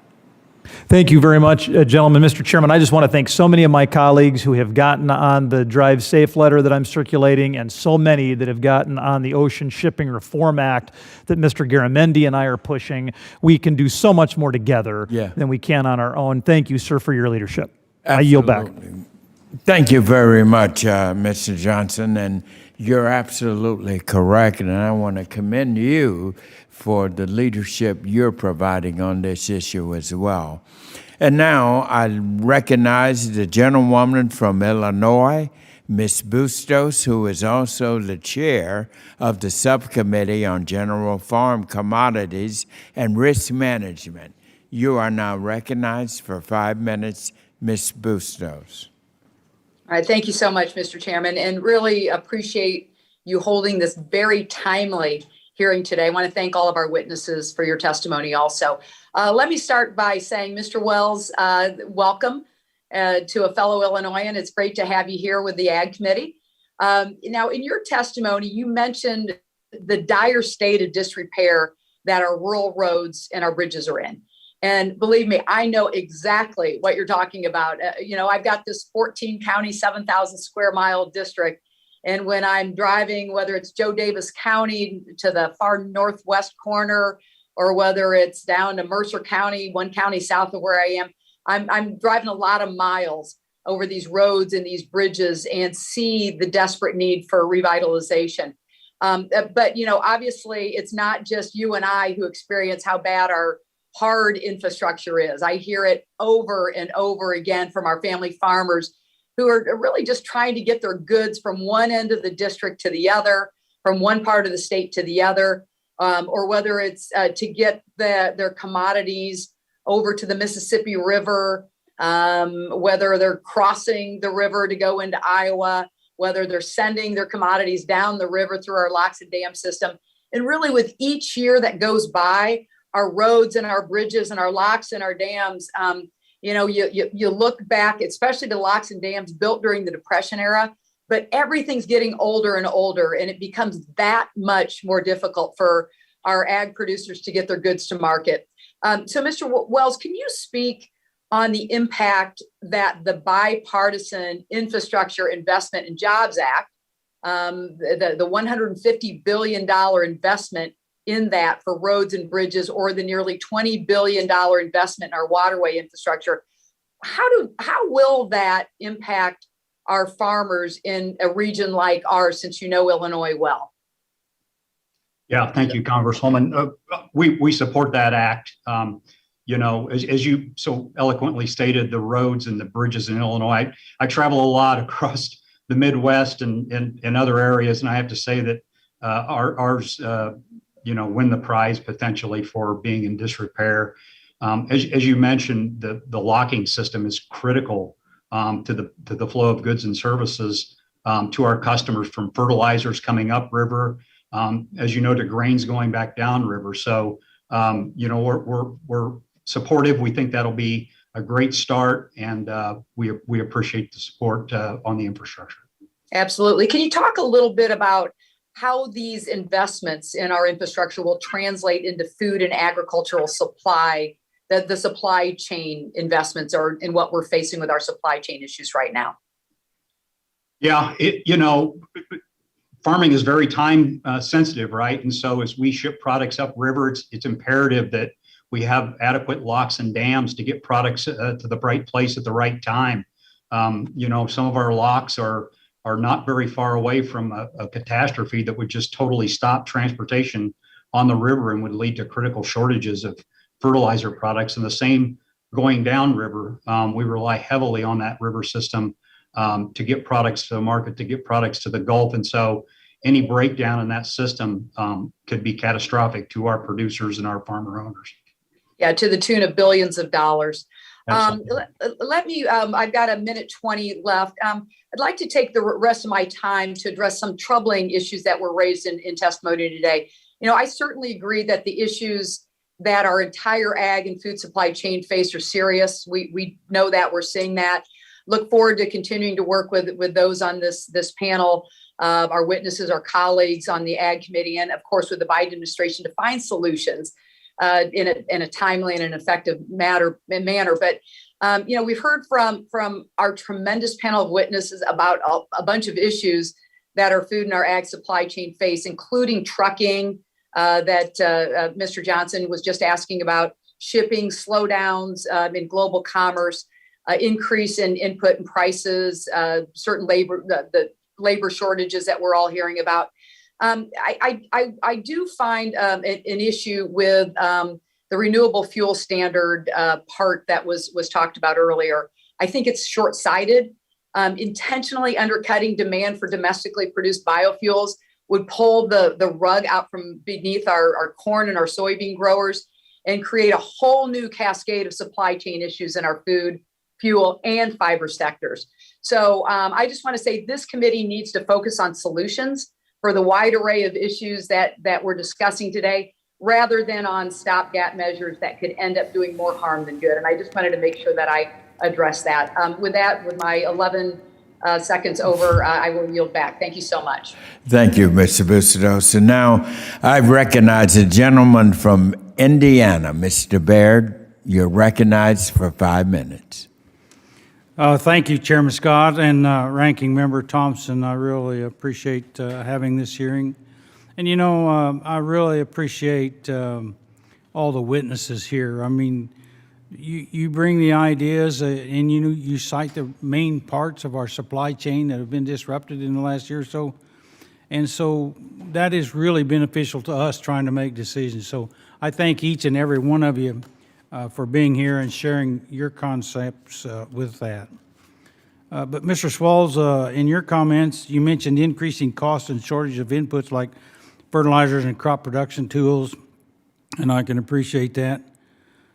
These disruptions are very concerning to me, particularly as I similarly continue to hear from our farmers in my district who are concerned about the increasing input costs and the decreasing margins. And unfortunately, compounding the supply chain troubles, we now hear that the administration and the EPA have begun revoking some of the key crop protection tools and the pesticides for the U.S. agriculture. And so as Mr. Wells mentioned in his testimony in August, the EPA made an overly conservative decision to revoke the approval of chlorpyrifos for use on food products. And unfortunately, the decision was made despite the agency's own findings, and that the product does not pose potential risk for concern, and backed up by U.S. Court of Appeals ruling. So, Mr. Swalls, can you share your perspective about, and this is just one example, but how the impact of regulating this pesticide as well as others will further compound the supply chain issues for producers? Do you care to elaborate on that? Yes, sir. Thank you. Chlorpyrifos is a very important chemical used in the ag industry, from pecans to onions to corn, cabbage. It's widely used and has been, I think, for 30 or 40 years. The main food my family eats comes from our farm. And chlorpyrifos is a chemical that we do use. It's a crop protectant that we've been using for years and years. So I obviously do not feel like it poses a potential risk or concern in and of the fact that my family is eating the food produced on a farm that's using chlorpyrifos. Now, I do err on the side of caution, but I follow the science and the research. For our company, we constantly run trials on different seeds, growing practices, and crop protection products. So any changes made by the EPA would need to be trialed and tested on the farm level to see what the result of those changes would have on efficacy, crop quality, nutrition, and yields before we would need to make a transition to any other crop protection products. So I appreciate your comments, and I'm a very science-based individual and think that's important in the decision-making process. I'm not sure that we used the appropriate science to make those kind of decisions, and so if anyone else, anyone of the other witnesses would like to make a comment in this regard, I think I've got about 1 minute and 20 seconds left, and so you can make your comments. Well, I would just add that, farm plans are made well in advance of the growing season, so growers are sitting down and making those plans today. And so having consistent science and risk-based methods of evaluating those products to ensure we have a steady supply and access to them is really critically important. Uncertainty, marketplace disruptions that just make it very difficult to plan. And in some cases, there may not be alternate products that fit the need that the growers have for the product that was evaluated and potentially canceled. Thank you. I got about 30 seconds left. Anyone else? If not, I really appreciate your thoughts and your perspective, and I appreciate you being here testifying to this committee. And with that, Mr. Chairman, I yield back. Thank you, Mr. Byrd. And now I recognize the gentleman from Arizona, Mr. O'Halloran. You're now recognized for 5 minutes. Thank you, Mr. Chairman Scott and Ranking Member Thompson for holding this important meeting today. And I was sitting here looking at my remarks, and then I thought, what a surprise. We're surprised that we don't know that our ports haven't been in good shape for the last 20 years. Are we surprised that the truck drivers across this country, we've had a shortage even before the pandemic? What else have we been surprised about? That our roads are not in good shape? We as a Congress, we as a country have to start looking forward aggressively into making sure we don't deal with just crisis, but looking forward into our future. The pandemic has tested our food supply chain. Thanks to the work of many companies and their essential workers, we were able to get through that. There were some stock shelves that weren't stocked in a while. We also had to bring the National Guard in, but it happened, and people did not have to starve to death in our country. I'm concerned that if we do not address the potential choke points that have emerged in our nation's food supply in the coming months, we remain at risk for potential shortages during future natural emergencies. And also, it's not just about food, it's about everything that goes into the core of allowing farms and the agricultural industry to work. The pandemic showed that our supply chain is overly dependent on foreign adversaries like China. Moving forward, we need to ensure that our supply chain is secure, to ensure that we do not see disruptions and delays in getting Americans the food and other necessities that we depend upon. I'm also very concerned about the increased food costs we are seeing. This impacts families, it impacts restaurants, it impacts the fabric of our communities. These problems are compounded for Americans who live on tribal reservations or in rural communities. Congresswoman Bustos highlighted the cost of the roadway system. The cost of traveling right now because of gas prices is a tremendous cost to rural areas and tribal lands. For instance, nearly 25% of Native Americans are faced with food insecurity. 15% of rural Americans are food insecure as well. Upward price pressures will only further harm these rural and tribal communities, of which most of Arizona's first district is comprised of. It already is struggling to assess healthy and nutritious food to feed their families. Americans who live in rural and tribal communities are already prone to pre-existing health disparities like diabetes. Access to high quality food is absolutely critical in these areas, and I would like to work with the panel on some other solutions on these issues. Mr. Durkin, Southern Arizona has a number of dairy farms, and I know supply many American dairy producers. Can you talk through some of the supply chain issues that you are seeing in the entire dairy industry from the farmer to the end consumer? Yeah. Well, the supply chain issues that we've talked about, I again express all the perspectives that my fellow panelists have had. Everything from the trucking side to, we've had issues just recently where we've had to divert some milk coming into our plants because of unavailability to have truck drivers available. You take the truck driver availability and then the equipment unavailability per se, that they're all interrelated when you then get to the port issue that I've focused on heavily at this hearing. When that equipment gets tied up, that causes backlogs in the entire industry, so it follows through the entire supply chain. So whether it's an equipment issue, a personnel issue, that all that up, it just is a circular thing that you don't seem to be able to get out of. So the issues that we've talked about and the solutions that my fellow panelists have also talked about and myself are clearly needed now. Are you surprised at all that we're in this situation based on the years of addressing the import-export markets and not doing it correctly, and also the state of the infrastructure in our country?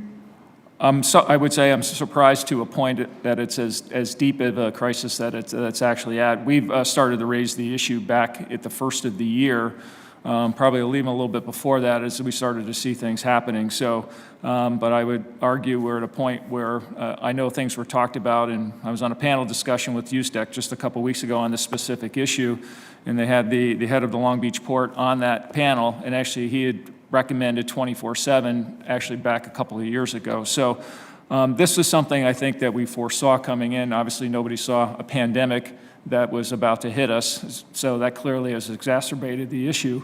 But certainly there were warning signs that this was on its way. Thank you very much, and Mr. Chairman, I yield. Thank you, Mr. Halloran. And now I recognize the gentleman from Ohio, Mr. Balderson. You're now recognized for 5 minutes. Mr. Chairman, thank you very much, and I want to thank all of you for being here today. I want to thank Chairman Scott and Ranking Member Thompson for doing this important hearing. My direction goes towards Mr. Sampson. And Mr. Sampson, I hope everyone participating in this hearing understand just how important the Dry Safe Act is, as it seriously addresses both the supply chain crisis and the ongoing shortage of qualified truck drivers. I was proud to offer this bill as an amendment during the Transportation Infrastructure Committee's markup of their transportation bill last Congress and also this Congress. It's clear that the trucking industry needs our help, but I'm hoping you can touch on what ATA and the industry is doing to recruit and retain truckers on their own. And I know you've spoken a little bit about it, but if you could just give a couple other things, that would be great. Thank you, Congressman, and thank you for your support of Drive Safe, something that we've been working closely with your office and others to try to recruit these younger folks into the industry. I think we've touched on it a little bit today, but we're trying to incentivize not only new drivers to come in, but also retain. And the chairman noted the high turnover rate at the beginning of the hearing. We've got benefits, we've got higher salaries, we've got flexibility. We're really attempting to educate those that are coming into the industry how great of a career, potential career that this is. And so we're working closely with them in order to do that. Something we haven't touched on today is a significant DMV backlog of CDLs that we're trying to loosen up and get that process started to get it back operating at the top efficiency. And so that's another piece that we have not quite touched on, but I think is very important here as well. That's great that you did that, and we're going to touch on that in just a second, but I do want to do a follow-up and just make sure everyone is aware. The Wall Street Journal did a video on their website yesterday that discussed the benefits and bonuses that trucking companies are offering to new and existing employees, and I encourage everyone to watch that. Mr. Sampson, and as you just started to state there, during the onset of the pandemic, the Trump administration acted quickly to put in place a variety of waivers for CDL and CLP holders to ensure trucks were able to deliver critical supplies such as PPE and medical equipment, and food on time. Can you discuss some of the waivers you felt had the biggest impact in ensuring timely delivery of goods over the pandemic? Of course, yeah, no, we had a handful of ones that were very positive towards the industry on attaining CDLs. There were certain things that were waived from the DMV standpoint that allowed us to get quicker access to those, and now since then we have continued to see the backlog start to pile up. But during the process, we were able to attain CDLs a little bit more efficiently. Some of the other declarations that were put out there, one of them, of course, was on the weight side. They were allowed, provided the states to increase weights to get certain products from A to B, which, of course, with a driver shortage, with an equipment shortage, that allowed us to increase our productivity over the course of the pandemic as well. Okay, and my follow-up to you, do you think extending some of these waivers through the duration of the supply chain crisis would be helpful? I do, and I think my colleague, Mr. Ferraro, would agree, especially on the foodstuff side of things, the livestock side of things. We know we've had a gas and oil issue as well, and so far throughout the pandemic, it seems like these have been extraordinarily helpful for the industry and also come across as very safe and efficient so far as well. Thank you for your responses, Mr. Sampson. Mr. Chairman, I yield back my remaining time. Thank you. Thank you very much. And now I recognize the gentleman from California, Mr. Garbachow, is recognized for 5 minutes. Thank you, Mr. Chairman, and thank you to all the witnesses being here today. The COVID-19 pandemic has disrupted every aspect of our lives and has created supply chain disruptions, as many of you have touched on, including container shortages and shipping delays. The agriculture sector is especially impacted by these delays, including producers in my Central Coast District. As chair of the Transportation and Infrastructure Subcommittee on Coast Guard and Maritime Transportation, I am actively exploring ways to address this issue with my colleagues. Mr. Schwaltz, have you been forced to take on certain costs or losses associated with crops arriving in poor condition due to delays and congestion? And what types of policies from the USDA or congressional action would be helpful from your vantage point to address these added challenges in the market for fresh, frozen, and processed fruits and vegetables? Thank you. Yes, sir. We have a lot of challenges with the supply chain that has caused disruption and caused loss of crop and yield. And when you consider the fact that all of the agricultural costs go in on an acre basis, and all of the returns come back on by the box or by the ton or whatever particular commodity it may be. So it's the input costs are pretty much identical regardless of the yields. So when we're able to have a better crop utilization, it obviously lowers the impact of the cost of the product that's being grown and also the amount of land that's required to grow that product. So we think that there's a tremendous amount of opportunity looking forward for food security and safety for the American public, for utilize different things like fresh frozen, fresh prepared, where we can add shelf life and stability to the food supply chain. Many of the commodities, especially the fruits and vegetable industry, those are seasonal commodities. So they're not readily available. Someone was speaking earlier, Congress lady, I believe, about buying local and locally sourced. And that is true, but there's a tremendous amount of time the year where products are not available local. They're only available in the areas where obviously they have a growing season at that time. And the crop utilization during those times could be spread out a lot to cover the rest of the year, because there are a lot of waste that goes in, as we're in a situation where essentially, unless the product is flawless, is basically not being able to use on a retail basis. And so you're having to subvert areas to use that, such as food service, which we all know that had a massive increase during COVID, and that industry is still greatly off today. So we need to relook at how are we utilizing the products that are being grown now, the crops that are being grown, and how to further increase the shelf life, and so that we can take a approach that gives a greater security to food stability for the people of the nation.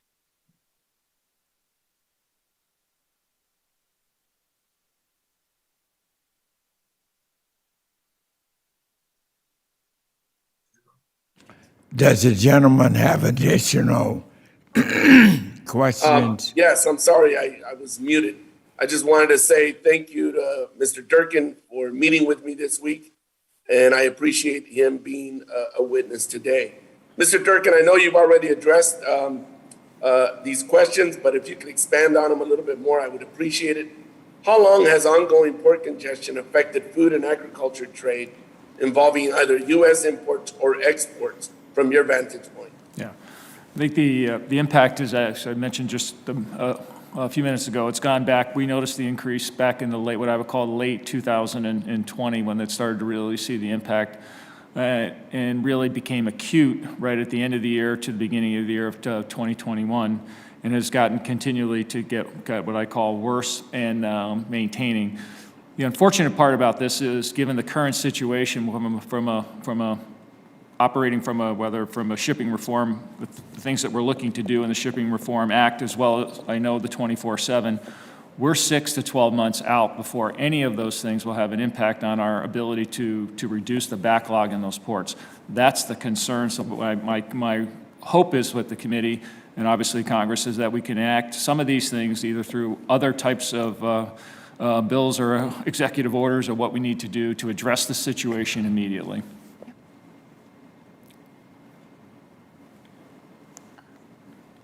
Can you also touch on how your company has been personally impacted with increases in transportation costs, and how it's affecting your market share in other countries? Yeah, we're actually seeing, as we talked about, millions of dollars. We saw in 2021 a $25 million increase in terms of our freight and transportation costs. That's going to be another $25 million going into 22.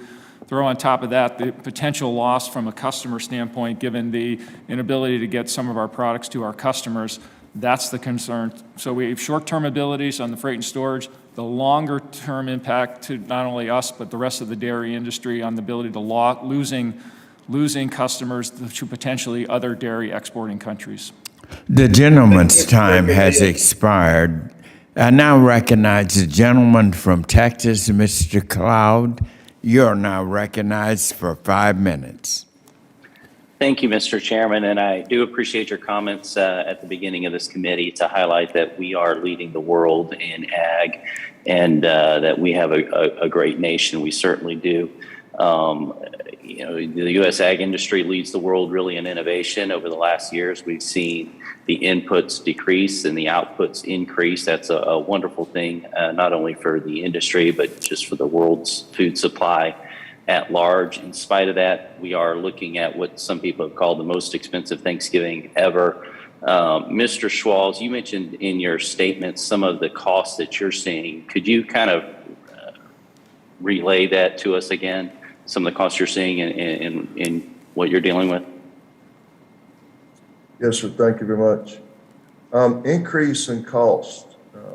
The main components, we have 3 essential costs in the fruit and vegetable industry from our perspective.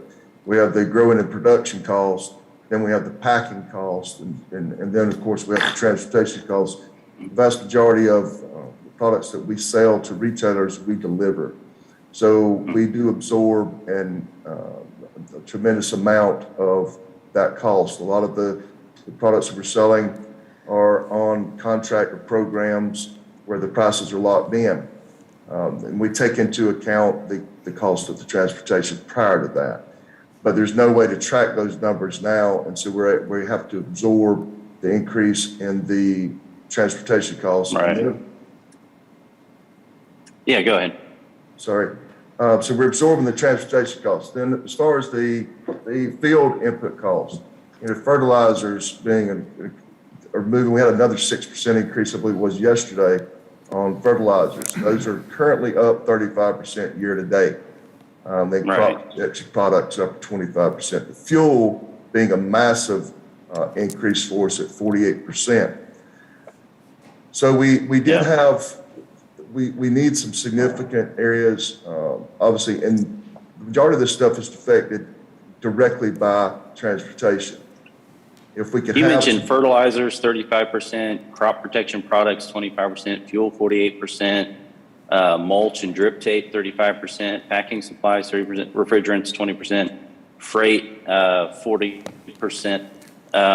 It occurs to me that the vast majority of those things, probably 80% of it or more, are either products or byproducts of the oil and gas industry. And we have seen, for the last few months, really an attack against the oil and gas industry here in the United States, while promoting it overseas, even begging OPEC to produce more. I think that's kind of a backwards approach to it. It's important that we, as we continue to move towards a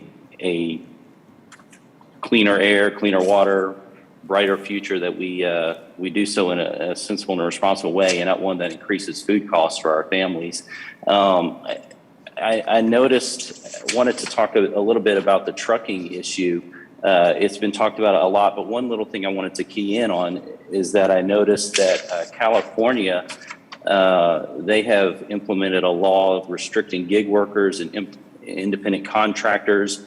This has notably, my understanding, has reduced the workforce, specifically truckers in California. They're also considering moving everything away from diesel trucks in short order. I'm curious about what this would do. Right now, we have a major federal investment in the ports in California. We have a major federal investment in the highways under the assumption that we're going to be using these ports not only for the region of California, but as a gateway to the food supply and resources for the entire nation. And it's curious to me that California would present a stranglehold on the U.S. economy in that way, and that might be something worth a discussion later on. But I wanted to ask, I think, Mr. Cinco, you had mentioned in your testimony the vaccine mandates and some of the issues revolved in that when it came to workforce right now. We have a number of issues with workforce. Some have been discussed already. Some of the policies implemented under COVID, but have kind of outlived their usefulness in keeping workers at home. Could you speak to that, please? We are very fragile with our workforce right now. We have shut down lines specifically to when you're short people, we just scavenge lines together and shut lines down. I think if these mandates come into effect now, before the holidays, it's going to make it even worse. This is, like you said, the most expensive Thanksgiving in history, and to make bread and buns and things for actual Thanksgiving, stuffing bread, stuff like that, we're not going to be able to produce a lot of that product if they have these mandates, because we, like every other industry, have 40 to 50% of our workforce is vaccinated, and the rest of them are not. And as I've heard before, I don't think there's going to be a lot of people running to go get vaccinated if you get it mandated. So that's just going to cut into our workforce and make the fragileness expire. Thank you. The gentleman's time has expired. I now recognize the gentleman from California, Mr. Harder, recognized for 5 minutes. Thank you, Mr. Chairman. I want to begin by thanking Chairman Scott and Ranking Member Thompson for hosting this hearing on the critical issues around our food supply chain. And thanks also to all of our witnesses for joining us. I represent California's Central Valley. We're the fruit and nut basket of the world, and we make our living selling our produce in every corner of the globe. And that means we actually have to be able to actually get our products there so they can be consumed around the globe. So today I'd like to focus my remarks and questions primarily on the portion of the supply chain that's been top of mind for every one of my producers, processors, and distributors. For the last few months, I've been closely monitoring the disaster unfolding at our ports. In 2 months alone last year, shippers rejected more than 177,000 crates of American products, instead sending empty shipping containers back to China to be filled with Chinese goods. When I talk to farmers and ranchers in my community, they tell me it's taking weeks longer than normal to get their products onto a truck, to the port, and onto a ship. Each one of those delays hits their bottom lines at a time when they simply can't afford it. And to make matters worse, ports like the one in Long Beach are seeing huge backups in part because they've got local rules that prioritize beachfront views over actually getting crates in and out of the door every day. All of that together means the farmers and ranchers in my community, really the backbone of our entire economy, are losing money every single day. When the supply chain fails, it hits our community first, and it hits us the hardest. That's why I'm working with my colleagues and Representative Garamendi on his bipartisan bill to update our global shipping regulations to combat China's influence on international shipping, as well as working with the letter of my Ag Committee colleague, Mr. Dusty Johnson, that urges the Department of Transportation to implement the congressionally authorized under 21 commercial driver pilot program to get more truckers onto the roads. So my first question is for Mr. Durkin. Mr. Durkin, as the president and CEO of Leprino Foods, which I know well given their presence in my district, it'd be helpful to hear directly about how the dairy industry specifically has been impacted with the ports and supply chain backups in California. What's been the biggest challenge, and where exactly can Congress be a better partner to you? Yeah. The biggest challenge, obviously, is getting all of our products loaded onto a ship and getting out to getting out to all the countries and to our customers where we need to have that put. Everything from having the right, as we talked about, from a trucking standpoint, getting it to and from the ports. But when we have bookings that get rolled multiple times, as I put in my testimony, and one, as an example, we had over 100 bookings this past year that were rolled 17 times. That created a 5-month delay, not just weeks. At this point, we'd be happy with weeks, but months it actually really turns into significant issues for not only Leprino, really the dairy industry as a whole. And I know that working with California dairies, who supplies a lot of our milk in the state of California, they're running into the same issues as well. So clearly, the Shipping Reform Act and what it's done in terms of putting guidance over the empty containers that go back, obviously, in the demurrage fees and excess charges that happen would be significant and a big help for both dairy companies as well as all of agriculture. So we're excited about that. And anything we can do on the 24/7. But our biggest concern really is the timing of this.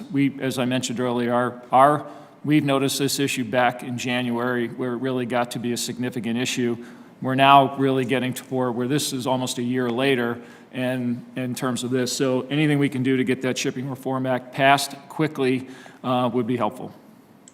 Thank you. I agree. Urgency is imperative here. It's already taken a lot longer than it should have. Thank you for that. My second question is for Mr. Sampson. Mr. Sampson, I'm very glad you're here to share your testimony and demonstrate how important it is not just to grow and sell our ag commodities, but to get them from point A to point B and beyond. Anybody who lives in our area and drives down I-5 or Highway 99 every day knows how important trucking is to our region.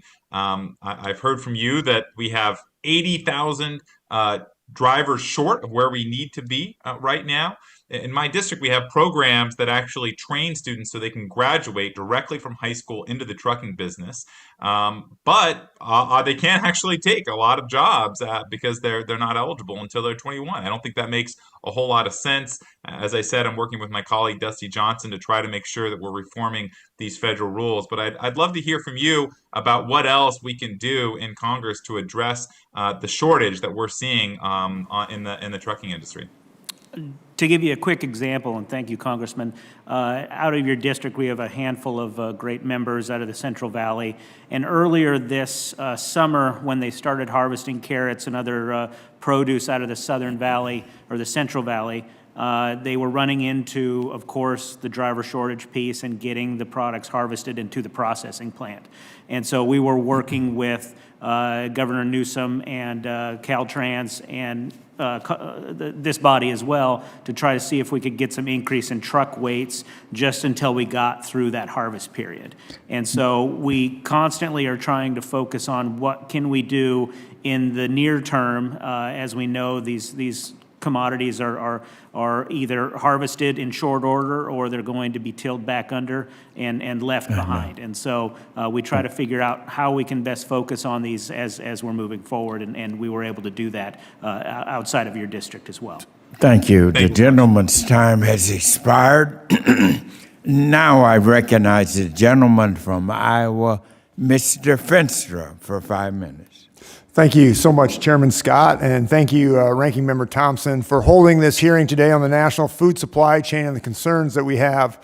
I represent the 4th District in Iowa. This is probably one of the largest ag industries in our nation. We're number 1 or 2 whether it comes to soybean and corn production. And with that, I'd like to address a concern regarding fertilizer costs. This has been brought up already, but I'd like to ask Mr. Wells. Some of our farmers who have been able to guarantee fertilizer availability for next planting season have also reported prices being quoted to them that are 6 times higher than 2021. Mr. Wells, can you shed any light on the main factors that are driving this dramatic increase, and is there any way that we can mitigate this as we move forward? Yeah, speaking specifically to a couple of products, nitrogen and phosphate, one of the feedstocks and one of the catalysts to make the products are natural gas. And of course, everyone knows the impacts to the energy complex. We've talked about that. Natural gas has skyrocketed in price, and it directly impacts the prices of those particular products. And so if you take into account weather, Hurricane Ida shut down a significant amount of production in the state of Louisiana, which took tons out of the marketplace. Transportation costs, getting things in a timely fashion.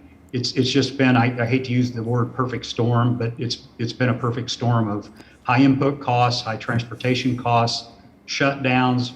There have been a number of turnarounds related to COVID that were delayed, that took tons out of the market. So there's a number of factors that have led to the increase in prices. Yeah, absolutely. And that's what we're seeing. My greatest fear is what this does for the future.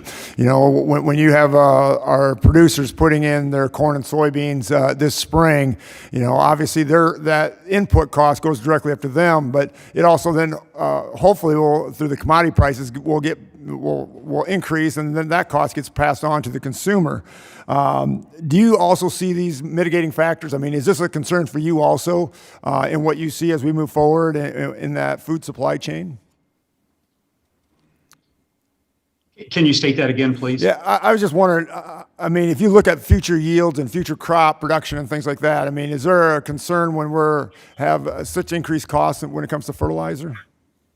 Yeah, obviously, anytime you have dramatic increases in cost for the farmer, it leads to widespread concern. You know, farmers, as has been stated, you know, buy at retail and sell at wholesale, so they're kind of caught in the middle of all that, and so they have to take prices, accept prices given to them on the retail side. Yep. So yeah, we're concerned about that. Yeah, it's very significant. I agree.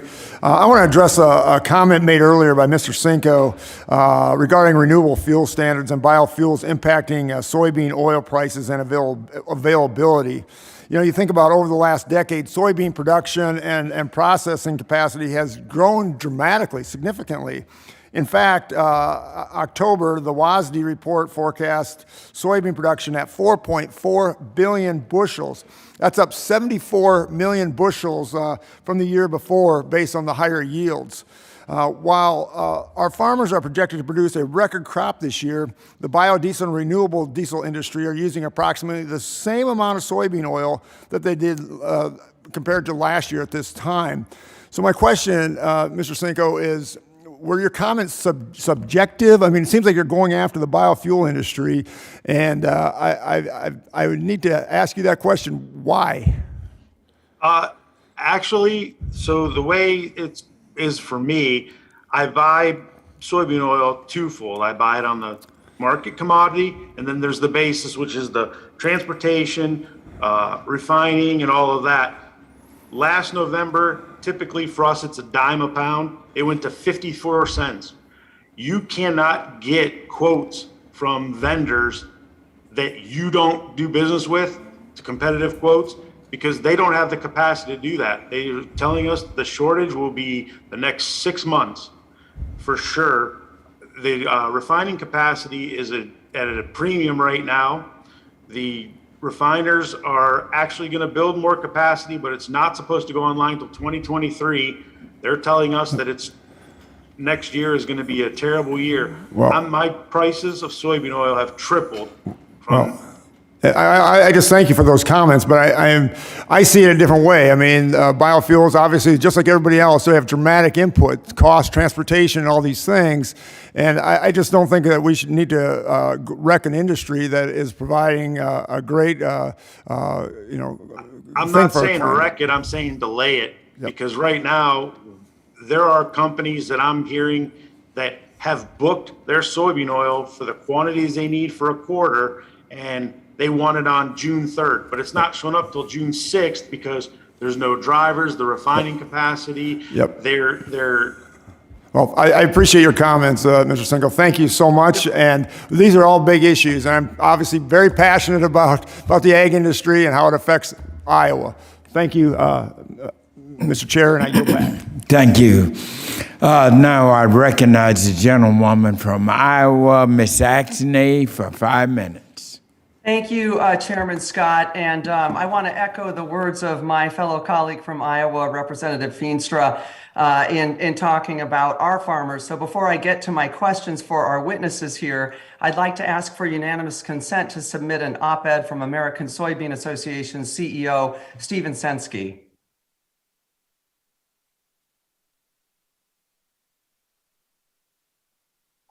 Chairman? Without objection. Without objection, I'm sorry. Thank you. Mr. Sensky's op-ed corrects the record on some misconceptions about soybean oil production.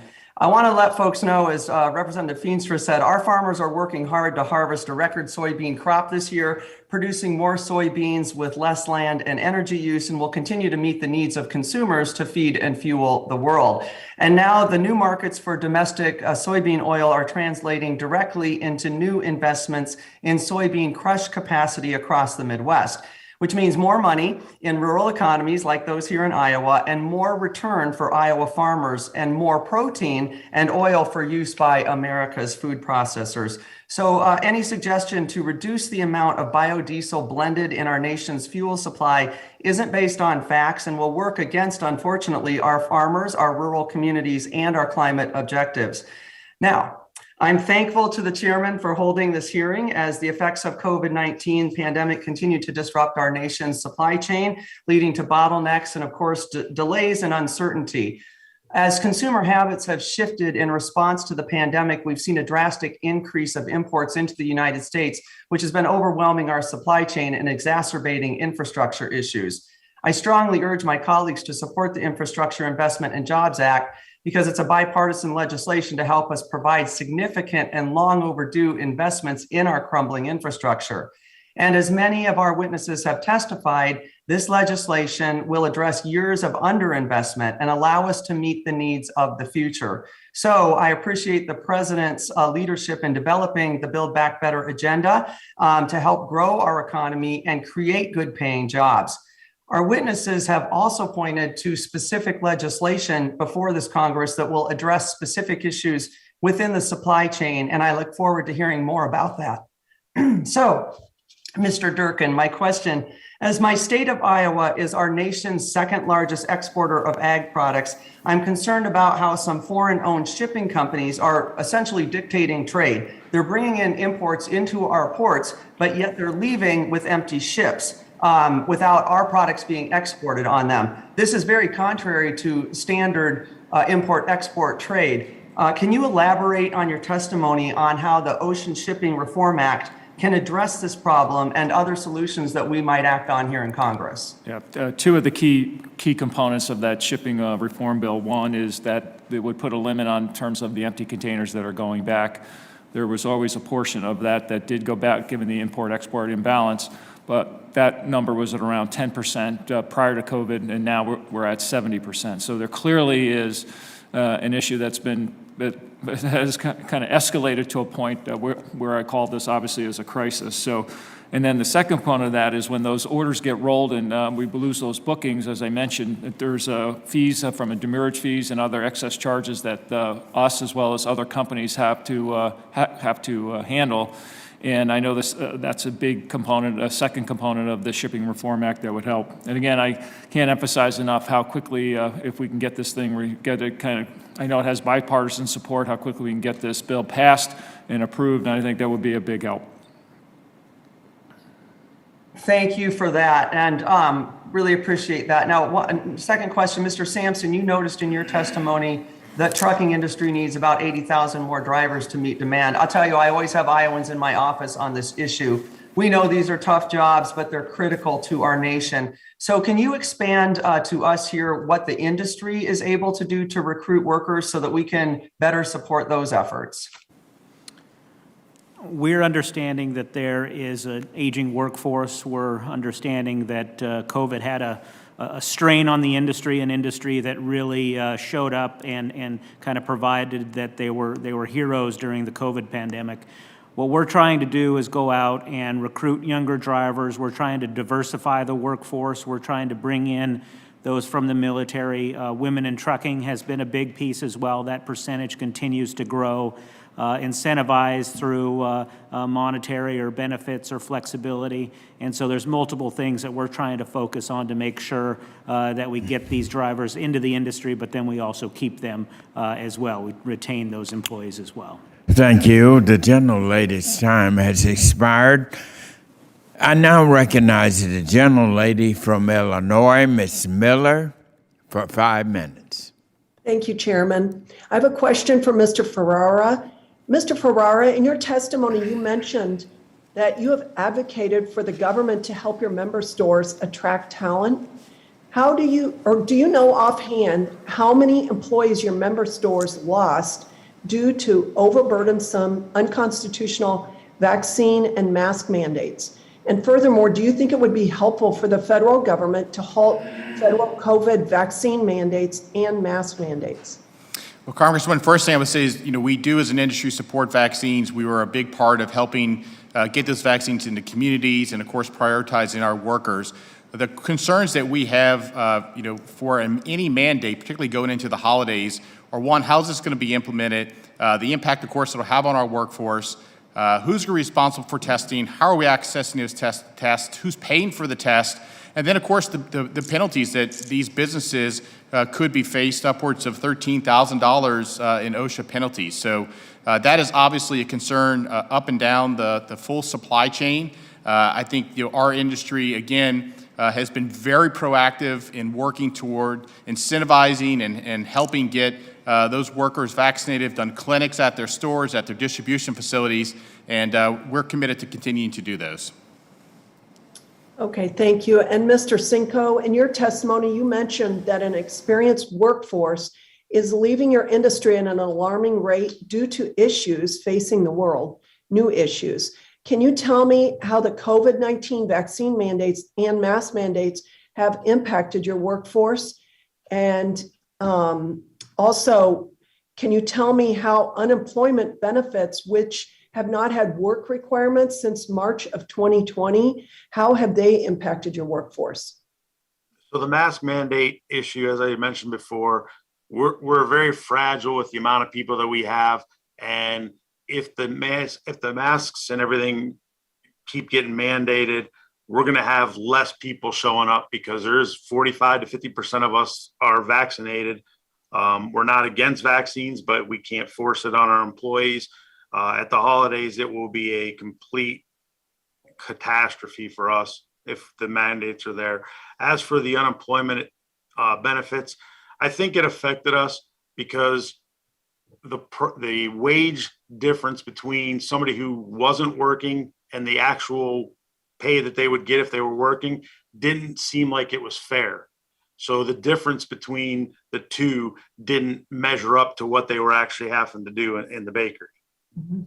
Yes, I agree. And Mr. Wells, China is a leading producer of agriculture chemicals and now with the ongoing trade, economic, and defense tensions between our two countries, would you please describe the risks that U.S. farmers face from disruptions on critical production tools?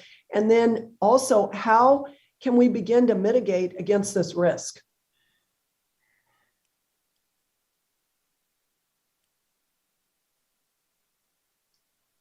That helps. Hold it. Disruption in these critical Okay. production tools can, obviously lead to delayed planning. If crop protection products are late to the market, it can obviously impact the control of weeds, and weeds compete with crops and can reduce yields. And so, from multiple standpoints, it can lead to reduced productivity and reduced profitability by extension for farmers. And it could also lead to higher food prices if less is produced. And so that would be most impactful, obviously, on people that can least afford it. I think we can mitigate the risk by crafting policies that promote trade and ensure regulatory certainty for those who produce these pesticide products.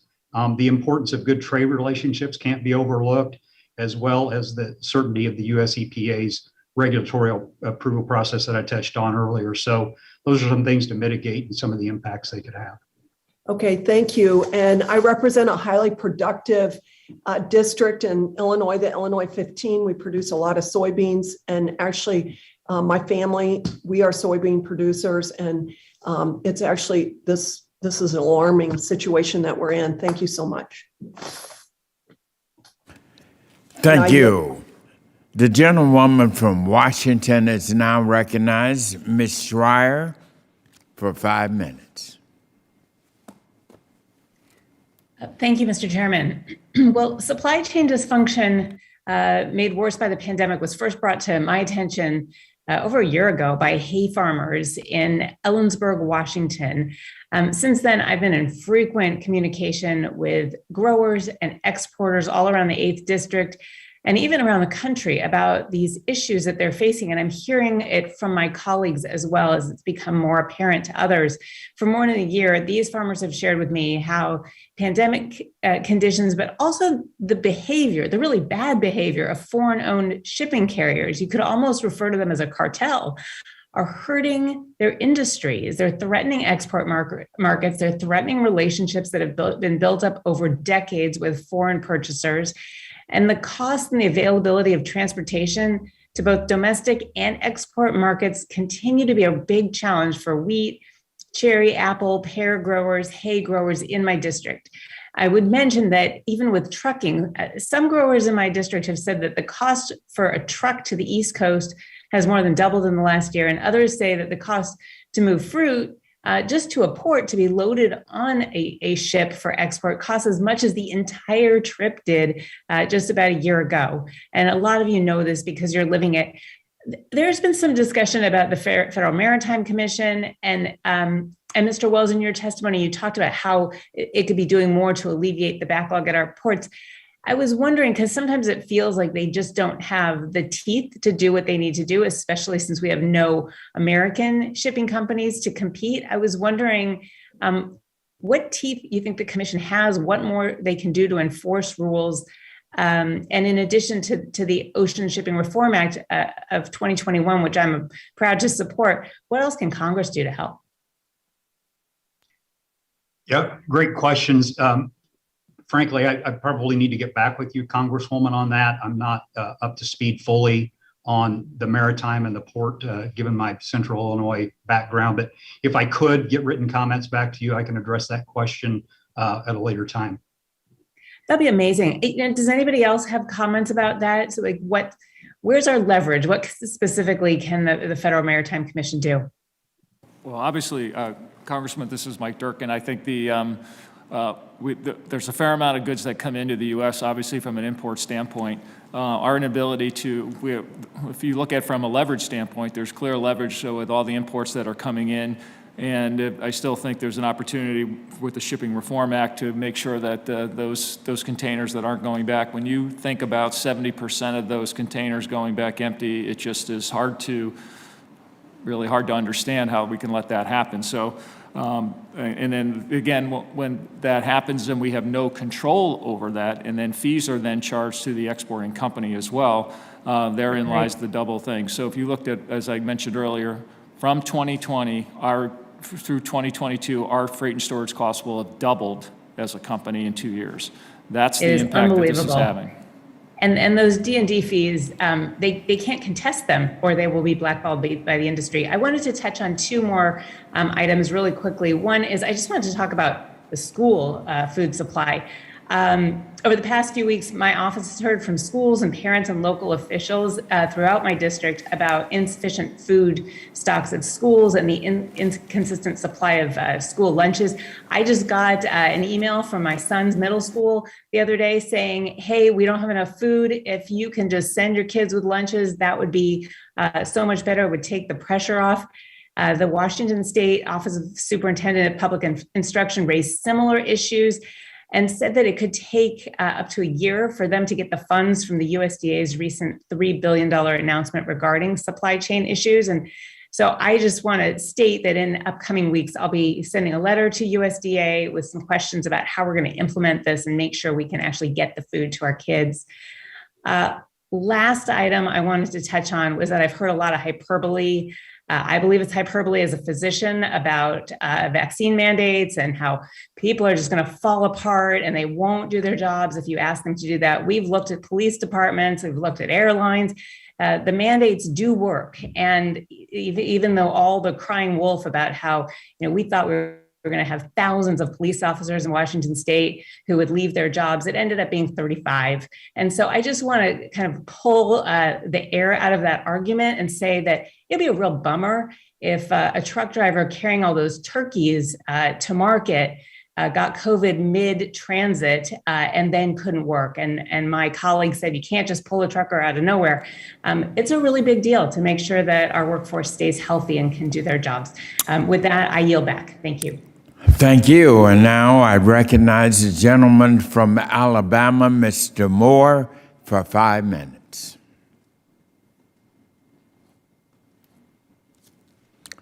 Mr. Moore, you may need to unmute.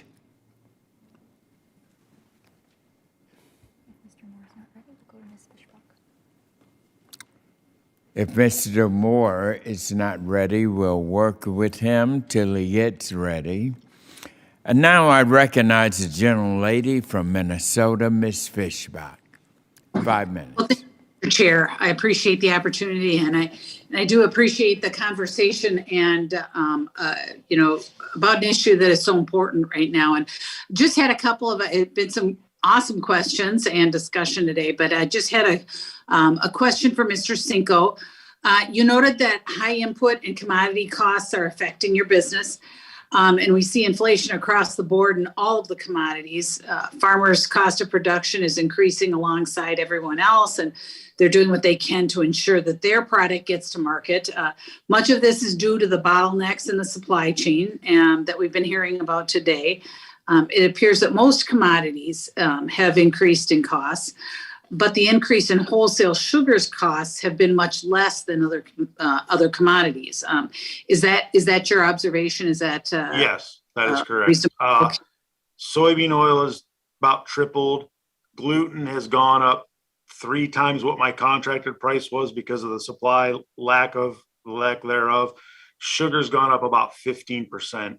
The other commodities like yeast and things like that, most of the input I'm getting is it's 10 to 12%, basically all because of freight. It's drivers that can't get drivers. They want to make sure that you can get the product. So I'm hearing 10 to 15% on those commodities, but their argument is strictly freight. Sugar is 15 to 20. It is a little higher, but it's not compared to the rest of them: flour, oil, gluten. And you mentioned a couple, and I'm just wondering which one have you seen the greatest increase in costs? Soybean oil. I have my pencil ready. So soybean oil. Okay. Gluten during the mid part of the year, I got force majeure on a contract. They went from 80 cents to $2.65. Next year's contract's $1.35. Okay. So it spiked and it came back. Flour has gone with all the processing fees from 18 cents a pound to 28 cents a pound starting in January. My new contract in January will be 28 cents.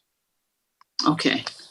All right. Well, thank you very much. And I think I'm just going to kind of open this up for everybody and anyone who would like to chime in. The current hours of service emergency declaration from the Federal Motor Carrier Safety Administration has allowed flexibility to ensure that disruptions in the supply chain are minimized. The current declaration ends in on November 30th. What are the potential impacts on the supply chain on everything from cattle processing to stocking grocery store shelves? If anyone wants to chime in on that one. Congresswoman, this is Greg Ferrer with the Grocers. I'll take the first stab at that. It's been an incredibly important tool. I was talking about our member wholesalers yesterday. It was just remarking at the flexibility that this emergency has given them.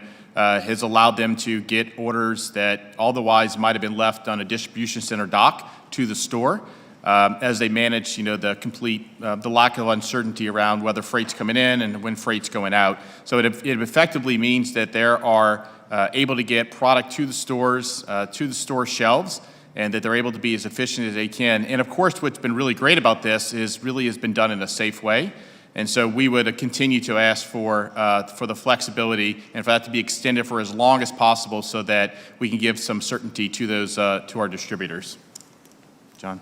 And just to add briefly to that, Congresswoman, especially from a foodstuff standpoint, since we are seeing these supplier issues, these backups, we still are seeing some scant shelves at the grocery store, could potentially even broaden this to look at school shipments and deliveries to the schools that we're seeing not being able to properly stock their meals for the children. And so I think it has been a great tool to provide flexibility for those that are hauling both food and from the livestock side as well.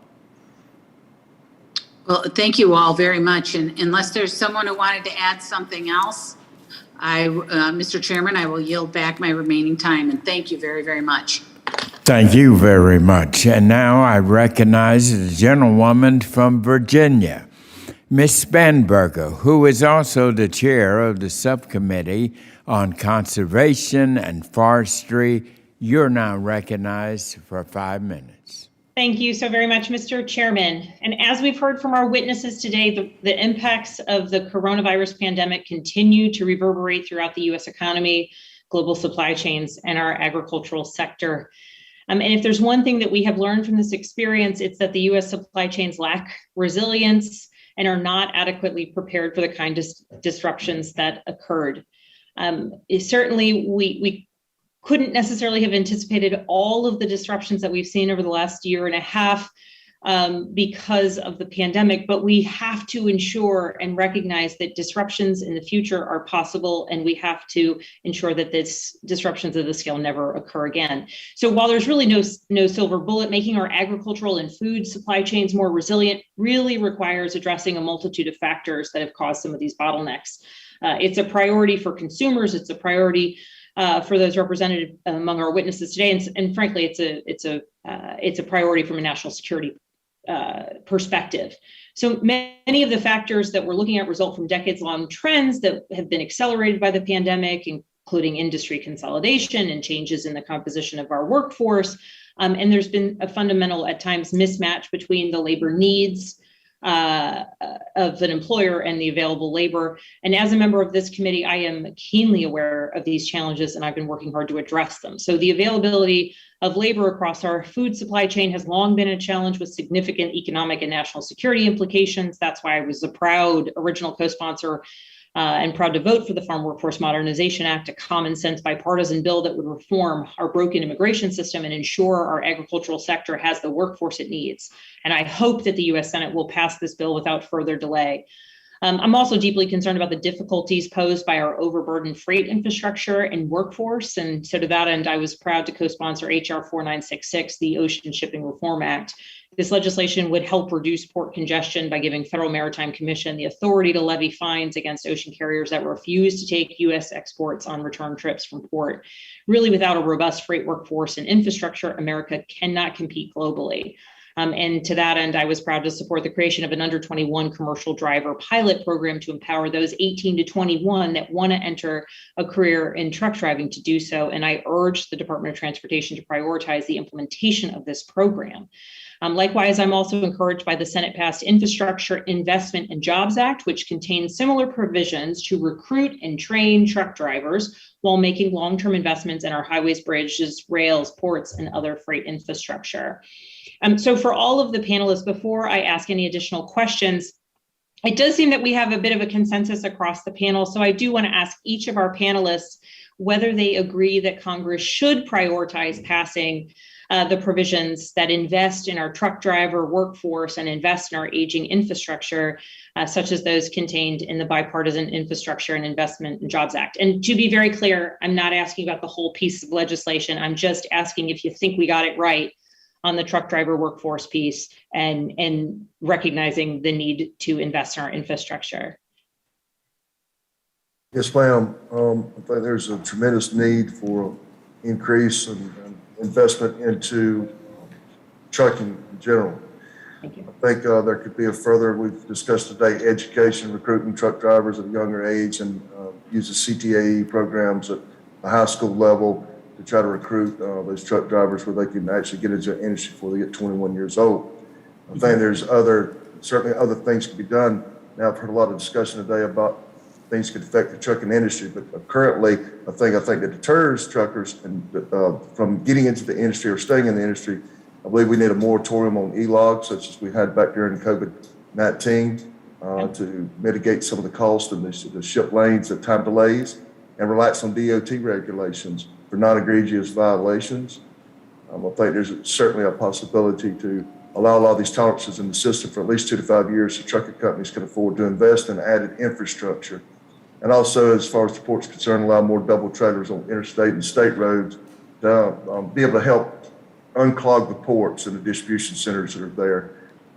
And all in all, decrease regulations that interfere with supply chain logistics. I don't believe that any regulations should deny people from the food security. Thank you very much. Mr. Wells, I'll go to you. Yeah, in the essence of time, I would agree 100%. I think John hit on a lot of key points, and we would agree with him. Mr. Ferrara? Agree. Mr. Durkin? We agree. Thank you. Well, I have so many other questions, but I'm really appreciative of your time, Mr. Chairman. I'm appreciative of this committee, and I want to just thank all of our witnesses for your work in making sure that you are bringing light and clear understanding to so many of the supply chain issues that our country is facing. Certainly, I think you have a commitment from so many of our Agriculture Committee members to continue working on this issue, addressing the bottlenecks, addressing the reforms that need to occur. And again, I just thank you for your time and your testimony today.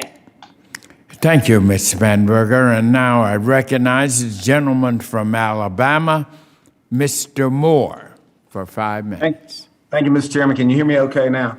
Yes, I can. Okay. Go Sorry right about ahead. that. We were having some issues here in the office, but I think we've got them worked out. Mr. Wells, I want to ask a question real quick. I'd like you to elaborate a little bit on your answers you gave to Congressman Bacon. And on one of the points you made in your testimony regarding the use of inland waterways. In my home state of Alabama, we're fortunate to have over 1,200 miles of inland waterways, which we use to transport approximately 1.5 billion in freight every year and support about 200,000 jobs in that region.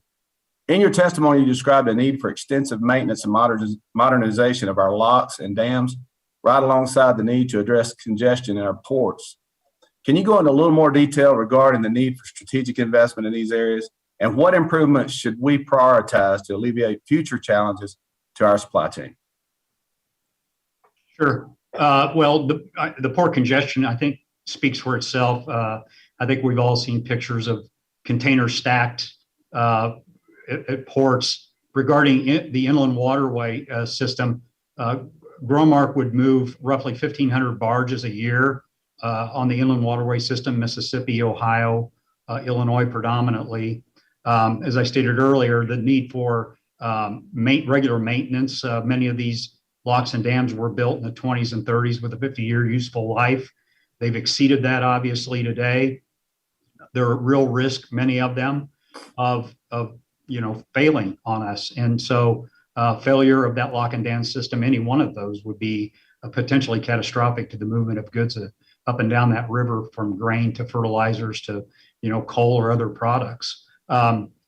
When tows come up, they have to be broken if they're less than 1,200 foot locks. And so that just takes time. They have to disassemble them, push them through, get the other half, push them through, reassemble them. And so, the need for repair and replacement is high, and we're at great risk of real further impact to the supply chain.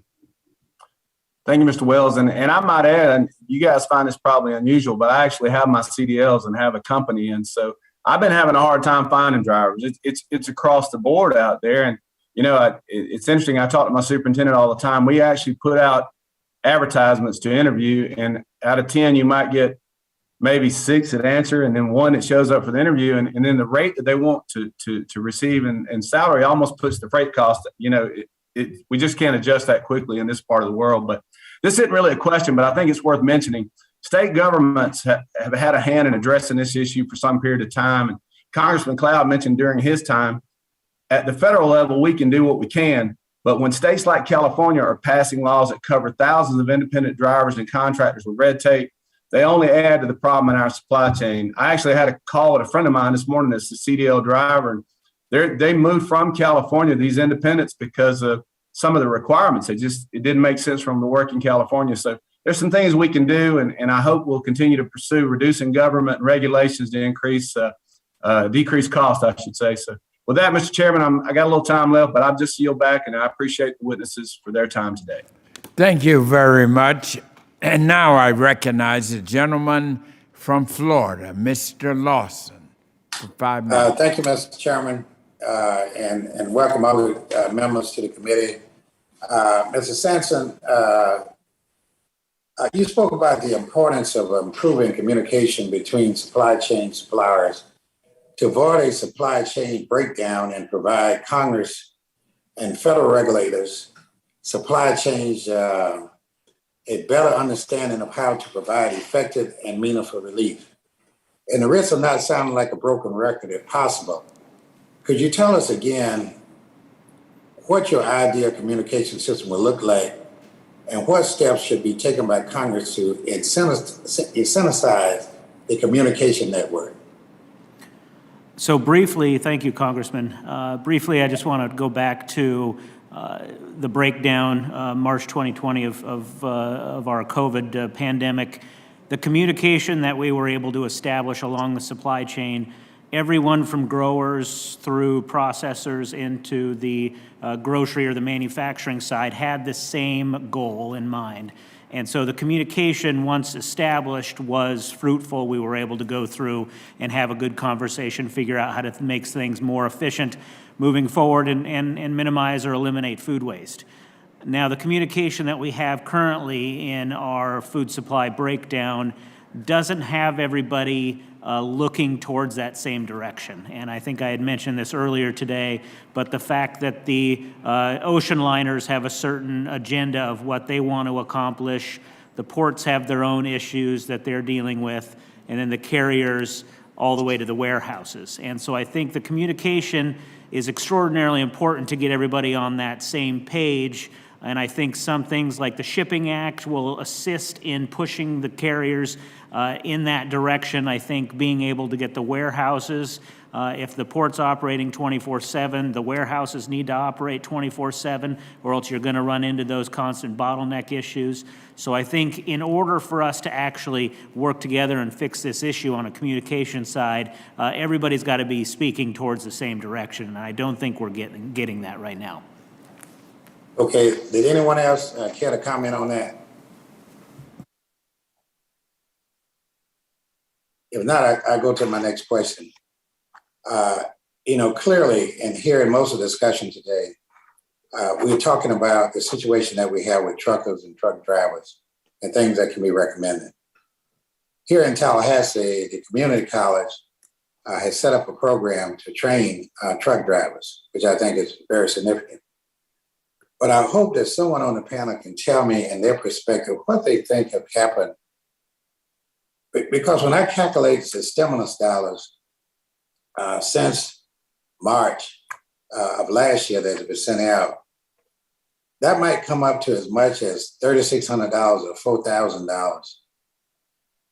What do you think have caused the problem? Because that's not enough money for them to survive, for so many of them to leave the industry.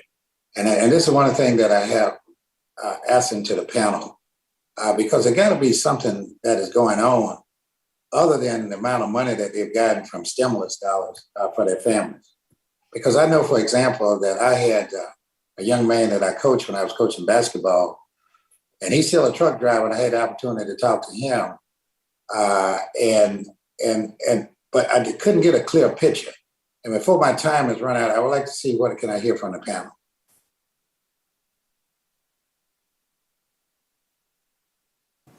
I guess from a trucking standpoint, it's been difficult for us to pinpoint why we're not seeing more interest. We're getting carriers that are paying for the training itself. We're getting grant money, state grant money that is able to provide for these drivers going through these different college programs. We're getting the younger high school education in there as well.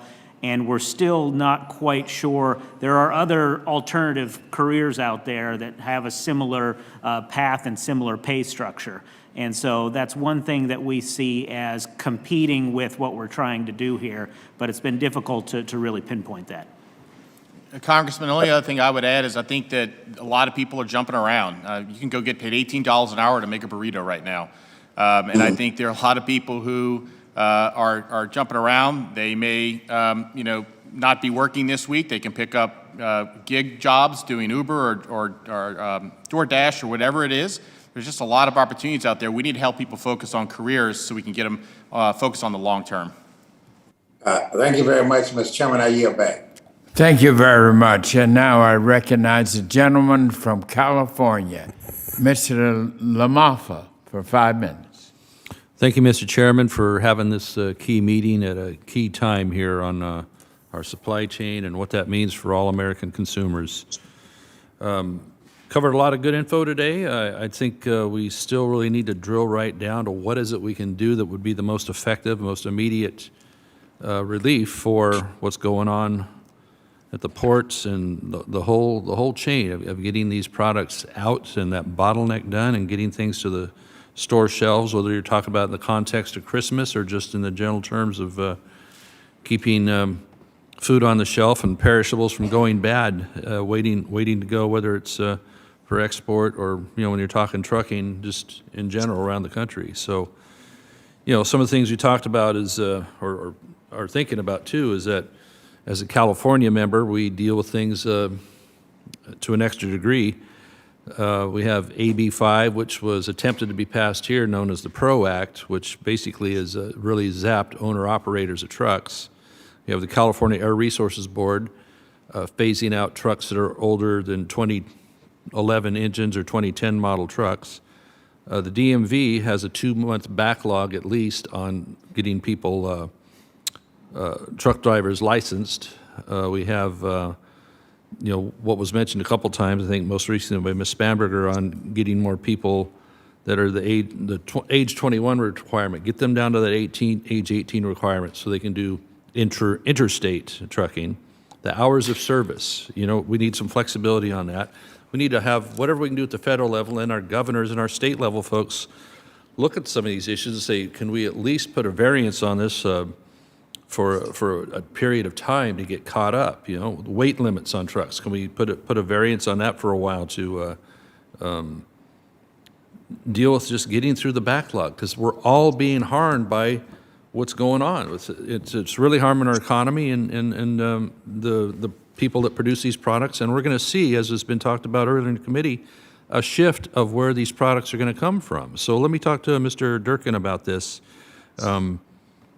You spoke earlier about your markets, basically, and people will shift to buying things from EU or from New Zealand, Australia, whoever can supply this. Plus, please emphasize that a little bit for this committee. Yeah. There's 3 primary dairy exporting countries. It's ourselves, U.S., the European Union, and New Zealand.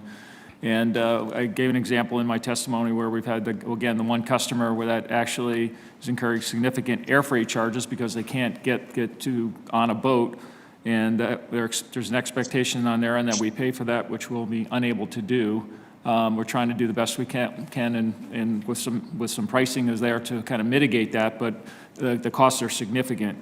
What the most concerning thing over the long term is the loss of that customer. And again, going to the European Union as they had indicated, and this will not be the first, it'll just be the start of this, and that's my concern on this. So What's the loss of that customer actually mean to an American consumer, do you think? the loss of that is obviously millions of dollars in product that we were able to come back, but now what's going to happen from an American consumer standpoint, it's going to increase supply in the United States per se, but it's going to drive pricing down to make it very volatile. And what you're going to see is actually lower milk prices for the dairy farmer. That's also our concern because the big part of growth for dairy farmers is actually going to be exports. So the dairy farmer won't be around very long at that rate. It's a concern on our end for the viability of the dairy farmer. When we're talking about the issues at the ports, once again, you mentioned earlier that the cost of a freight container, I think, was $5,500 just to use that container to fill with product. But things that are out of your control, the detention and demurrage fee, you said was up to $20,000, right? That's correct. And that's something you don't control, right? That is not out of our control. Is that something you even anticipate until it happens? We cannot, until it rolls, until you get the actual invoice, you don't know that you're actually encouraging those charges, and we've actually had to hire temporary people to actually go and research those charges and to try to go back at the carriers to try to get rid of that. But it's been a challenge. This is a lot like surprise medical billing, really. You get a surprise bill on your demurrage. And that's a good analogy. Yeah, okay. So do you really feel like it's your fault for that, or is it's more out of your hands with the shipping and the loading and all that, isn't it? And absolutely not our fault, because we have the goods on time at the port ready to go. As we've talked about, there's challenges on getting containers as well as chassis there, but we've worked very hard to be able to do that. You mentioned too that was it 70% of ships leave the U.S. with empty containers, or in some cases no containers because they've left them on the dock because they're in a hurry to get back? Correct. Has the 24/7 port order helped to change that situation any? The 24/7 port order was a suggestion for the ports to work towards that. Suggested. Suggested. So it's not in place yet? Correct. It's not in place yet. I think the reality of this is, I know they have a union negotiation, they have labor negotiations coming up in the springtime, and they'll have to probably work through that. They'll have to hire people and obviously train people. In our mind, this is 6 to 12 months out at best. The gentleman's time My is- time's out, but I would hope the panel, in other questions, would you emphasize what things we could be fixing right now to get results right now in other questions? Thank you. Yep. Yes, and if you could provide those in writings back to him, we'd appreciate it. Thank you. And now the gentle lady from Louisiana, Ms. Letlow, recognized for 5 minutes. Thank you, Mr. Chairman, and thank you to the witnesses for your time and testimony here today to discuss the important issues our agriculture industry is facing in the food supply chain. As I travel throughout the 5th District and the state, I continue to hear the many concerns of our farmers, ranchers, and agriculture retailers. A common theme, one that has also been highlighted throughout this hearing, is the ongoing and constraining labor shortage, not only with domestic workers, but within the H2 seasonal workforce as well. Specifically, one crawfish peeling plant in Louisiana applied for 190 H2B workers, but were ultimately denied because the cap was met within the first few days of implementing the 6-month application period. While this is not an unknown circumstance in recent years, the shortage of seasonal workers for agriculture processing is catastrophic for our farmers that rely on these operations to process their perishable harvested crops. Compounding this issue, if our employers can't find domestic workers to fill jobs, then we need these seasonal workforce programs to work for our agriculture industry in a sufficient and efficient manner. In addition to labor, it's also essential that our farmers are equipped with the tools and machinery necessary to have a successful planting season and harvest.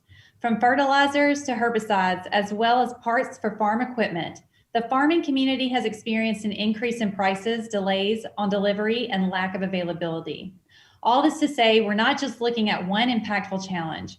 While these supply chain issues affect our farmers, they also affect the consumers and the greater U.S. economy. At the end of the day, this is a national security issue and one we should not take lightly. I've heard from many growers in my district who are troubled by shortages of major herbicides used on tens of millions of acres. Several of these chemistries have seen prices nearly double in recent months. Many are also concerned with reports that the U.S. Environmental Protection Agency is considering a label changes ahead of the next growing season that could pull the rug right out from under farmers. If growers order seed and chemistry expecting certain use conditions and, because of EPA label changes, now have an entirely different product registration to work with, it might not meet their needs. Many could have to entirely switch to new seed and chemistry varieties. Mr. Wells, from the retailer perspective, how is the herbicide and seed market currently, and what impact might it have if EPA does make a significant label change ahead of the 2022 growing season? Yeah, I would characterize the herbicide industry specifically with a couple of key actives, glyphosate and glufosinate, as being very disrupted right now. A lot of that production, as has been discussed, comes from China. We do have some domestic production actually in Louisiana. But those farm plans are being made today. And any disruption, we sell a lot of herbicide and seed systems. And so you buy the seed, the herbicide is used along with it. And so disruptions in one side of the supply chain directly impact the other side of the supply chain. One of our concerns is if there's a disruption from an EPA ruling of some type that takes a tool away from us, is there another tool that's effective against the weeds or whatever we're trying to control with the first? Thank you so much, Mr. Wells. Mr. Chairman, I yield back.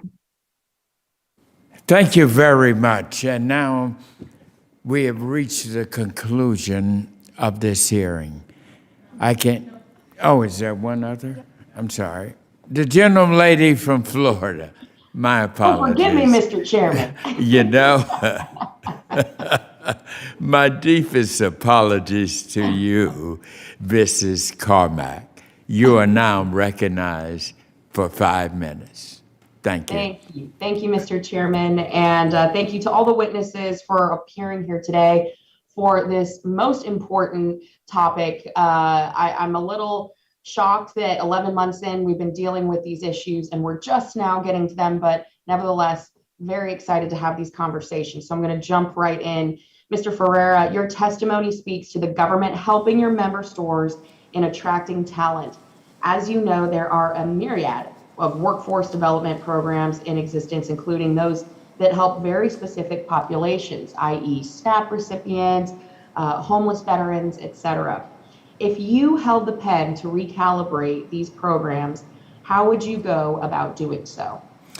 You know, Congressman, we actually just held a seminar with some of our members through our foundation to attract folks with disabilities into our industry, and it was very well attended. I think the most important thing is we need to give our grocers and our wholesale distributors as well a lot of tools in the toolbox, because every community is different and their needs are different. And so to make sure that we have access to as many of these different programs and resources, and that they're easy to use and easy to implement, I think that's the other thing that's very important. I think that could go a long way to making a dent in the challenges we're facing today. I appreciate that, and we are very excited to work on ways that we can put more tools in the toolbox. And you know, throughout the year, I have put forward measures to move funding away from the more handout-based SNAP programs and towards workforce development programs. However, what we've seen with the majority in this administration, and they've made it very abundantly clear that its policy towards SNAP recently that was highlighted by the fly-by-night Thrifty Food Plan update with no data backing, that they were perfectly content with paying Americans to stay home. And quite frankly, that's very frustrating. Disincentivizing Americans from working. I was called cruel and heartless in this committee for suggesting that we work to find ways to mobilize and incentivize and encourage Americans to get back to work. And that's been very frustrating, especially when we have so many that are begging begging for help and ways that we can get people back on their feet. So I'm going to shift a little bit here and hit something that's very close to home for me. Mr. Wells, you mentioned in your testimony the need for free and fair trade of agricultural products, equipment, crop inputs that are essential to supply chain resiliency. I share your concern here greatly because most recently, the International Trade Commission had considered restricting the import of urea ammonium nitrate solutions, which is a critical input for many of our producers. Now, what would the impact be if the International Trade Commission under this administration bans the import of these nitrate solutions or other imported inputs? Can our domestic production under this administration, with the increased red tape and regulatory environment, realistically pick up the shortfall in a way that does not impact our producers and consumers on either end of the supply chain? Yeah, well, obviously, I wouldn't want to speculate regarding the ongoing investigation. I think that was just filed not long ago. I'm doubtful there'll be a ban on the product, perhaps duties. We've had one other situation come through. Currently U.S. producers, they've really upgraded their capacity over the last decade. There's been significant investment in the nitrogen space. It all depends on what products they want to produce and what ratios, but technically there is enough production to meet the U.S. UAN demand, the urea ammonium nitrate demand. I think the biggest concern of the retailers that I talk to is the ability to get the product shipped where they need to be, and particularly on the coast, the West Coast and East Coast, and what the cost of doing so might be. The sense is it's probably less costly to come from offshore destinations. Time will tell, we'll see, but I think the big concern again is just, the shipping conditions of getting the product in the right place at the right time. I appreciate that, and we'll be continuing to monitor this, and we do have great concerns about the regulatory environment and how that's going to impact domestic production. And obviously, this is an active investigation. Before my time expires, I do want to associate myself with Representative Fischbach's comments. Mr. Cinco, you had made some statements about high sugar prices, et cetera. And I would just like to say, I need to emphasize the importance of a domestic production of our sugar industry. It is critical. We cannot rely on foreign imports. And so I'd like to associate myself with Representative Fischbach's comments. And Mr. Chairman, with that, I yield back. Thank you, Ms. Carmack. And now, this reaches the end of our discussion here. The points that you all have made have been illuminating, and it's opened our eyes to much of what we were only dimly aware getting into this. But we got to have two trains running here, gentlemen. I think that would be the conclusion of what we've heard. Two trains running we need. We need a long train running, and we need a short train running. We can discuss the recruitment, working with the 18-year-olds, getting young people involved long term. What we've got to be concerned about now, though, gentlemen, is how and where we can get commercial licensed drivers in the trucks now. And so, in my concluding statement, I want to ask this question to you. How can we do that? Now, I've had an uncle who was a truck driver, and I can tell you that truck drivers are very unique individuals. It takes a special kind of person to do this task. But they are like a brotherhood, a fraternity. And I want to ask, perhaps Mr. Sampson, I think you are with the trucking, is it possible that we can work with the Teamsters? We got to bring, the Teamsters are the unions for the truck drivers. What role is there?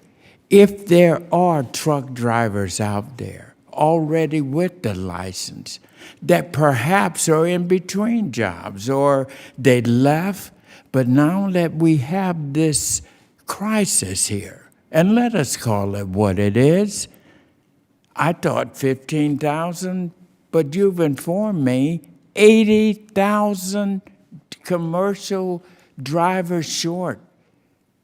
We've got to respond to this now. What about our military?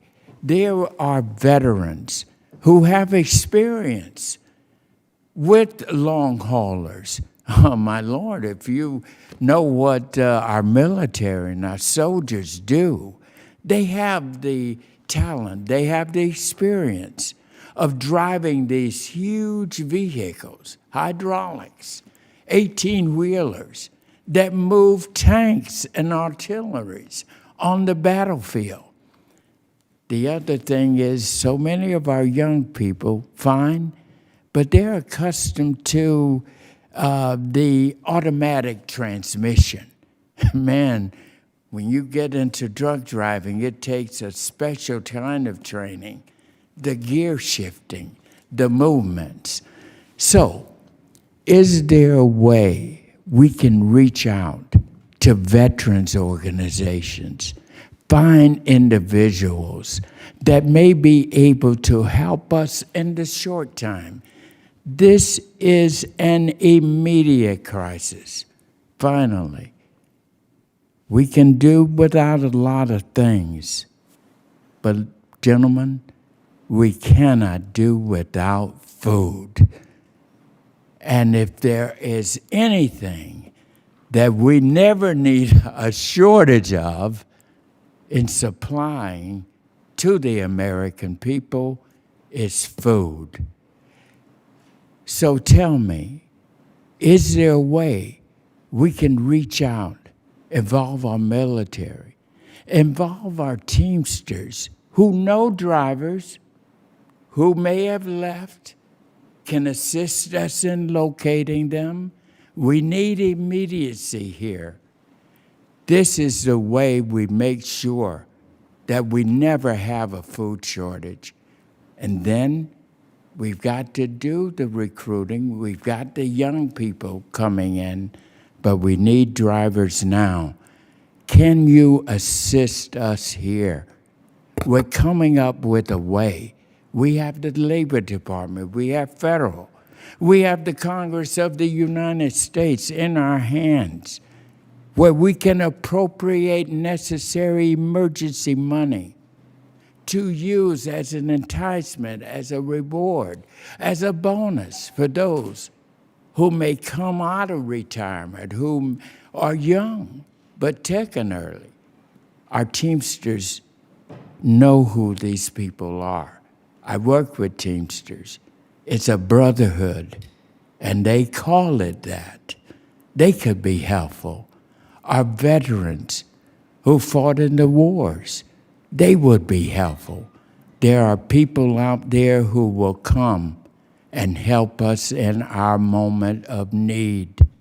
We need to identify these sources and put us here in Congress to work to provide whatever you need to get these commercial licensed drivers into these trucks so we will never face a food shortage in this country, and make sure we are capable of assisting so that there's never a food shortage anywhere in the world. Food is our most important industry. I say that all the time because there are a lot of things, as I said, we can deal with, but we can't deal without food. You talk about pressures, you talk about turmoil, that would bring it. So we have put our Paul Revere hats on here today. We've sounded the alarm. Before I close, could you respond to that? Have any motions been to that? I can assist you with that. I've worked with the unions, the Teamsters. They're ready to work with us. I have worked with veterans organizations over the years. They would be ready to help us. They have the experience. Many of them already have the lights, the commercials, driver license. What can we do to engage them to come help their nation at a time when we need help the most? That's extraordinarily important, and I think we need to look at all options, like you said. I mean, all options on the table. From a military perspective, we've been engaged, understanding that they have that background of the large machinery, trying to streamline their ability to get into the industry. And I believe we have been successful at that, but there's a lot more that can be done. And I think, as you mentioned, all options are on the table. Crisis mode, and to be able to go out and recruit and bring those in from a diverse array of different areas around the U.S. And internationally. But it's extraordinarily important. It's something that we focus on a daily basis and realize the importance of it. And have you been in touch with the Teamsters? I believe we have, yes. And we have members that work through the union side as well, and so. Good. Correct. Good. Well, please, if there's anything that this committee and us here in Congress they can do to help your forward progress, we're getting a hold of people who can come and help us now. Please call on me to help you, call on our committee and the Congress of the United States. We cannot, we must not, and we will not ever have a food shortage in our nation. All we have to do is go to work and prepare for the storm before the hurricane is raging. With that, under the rules of the committee, the record of today's hearing will remain open for 10 calendar days to receive additional material and supplementary written responses from the witnesses to any question posed by a member. Thank you. God bless you. This meeting is adjourned.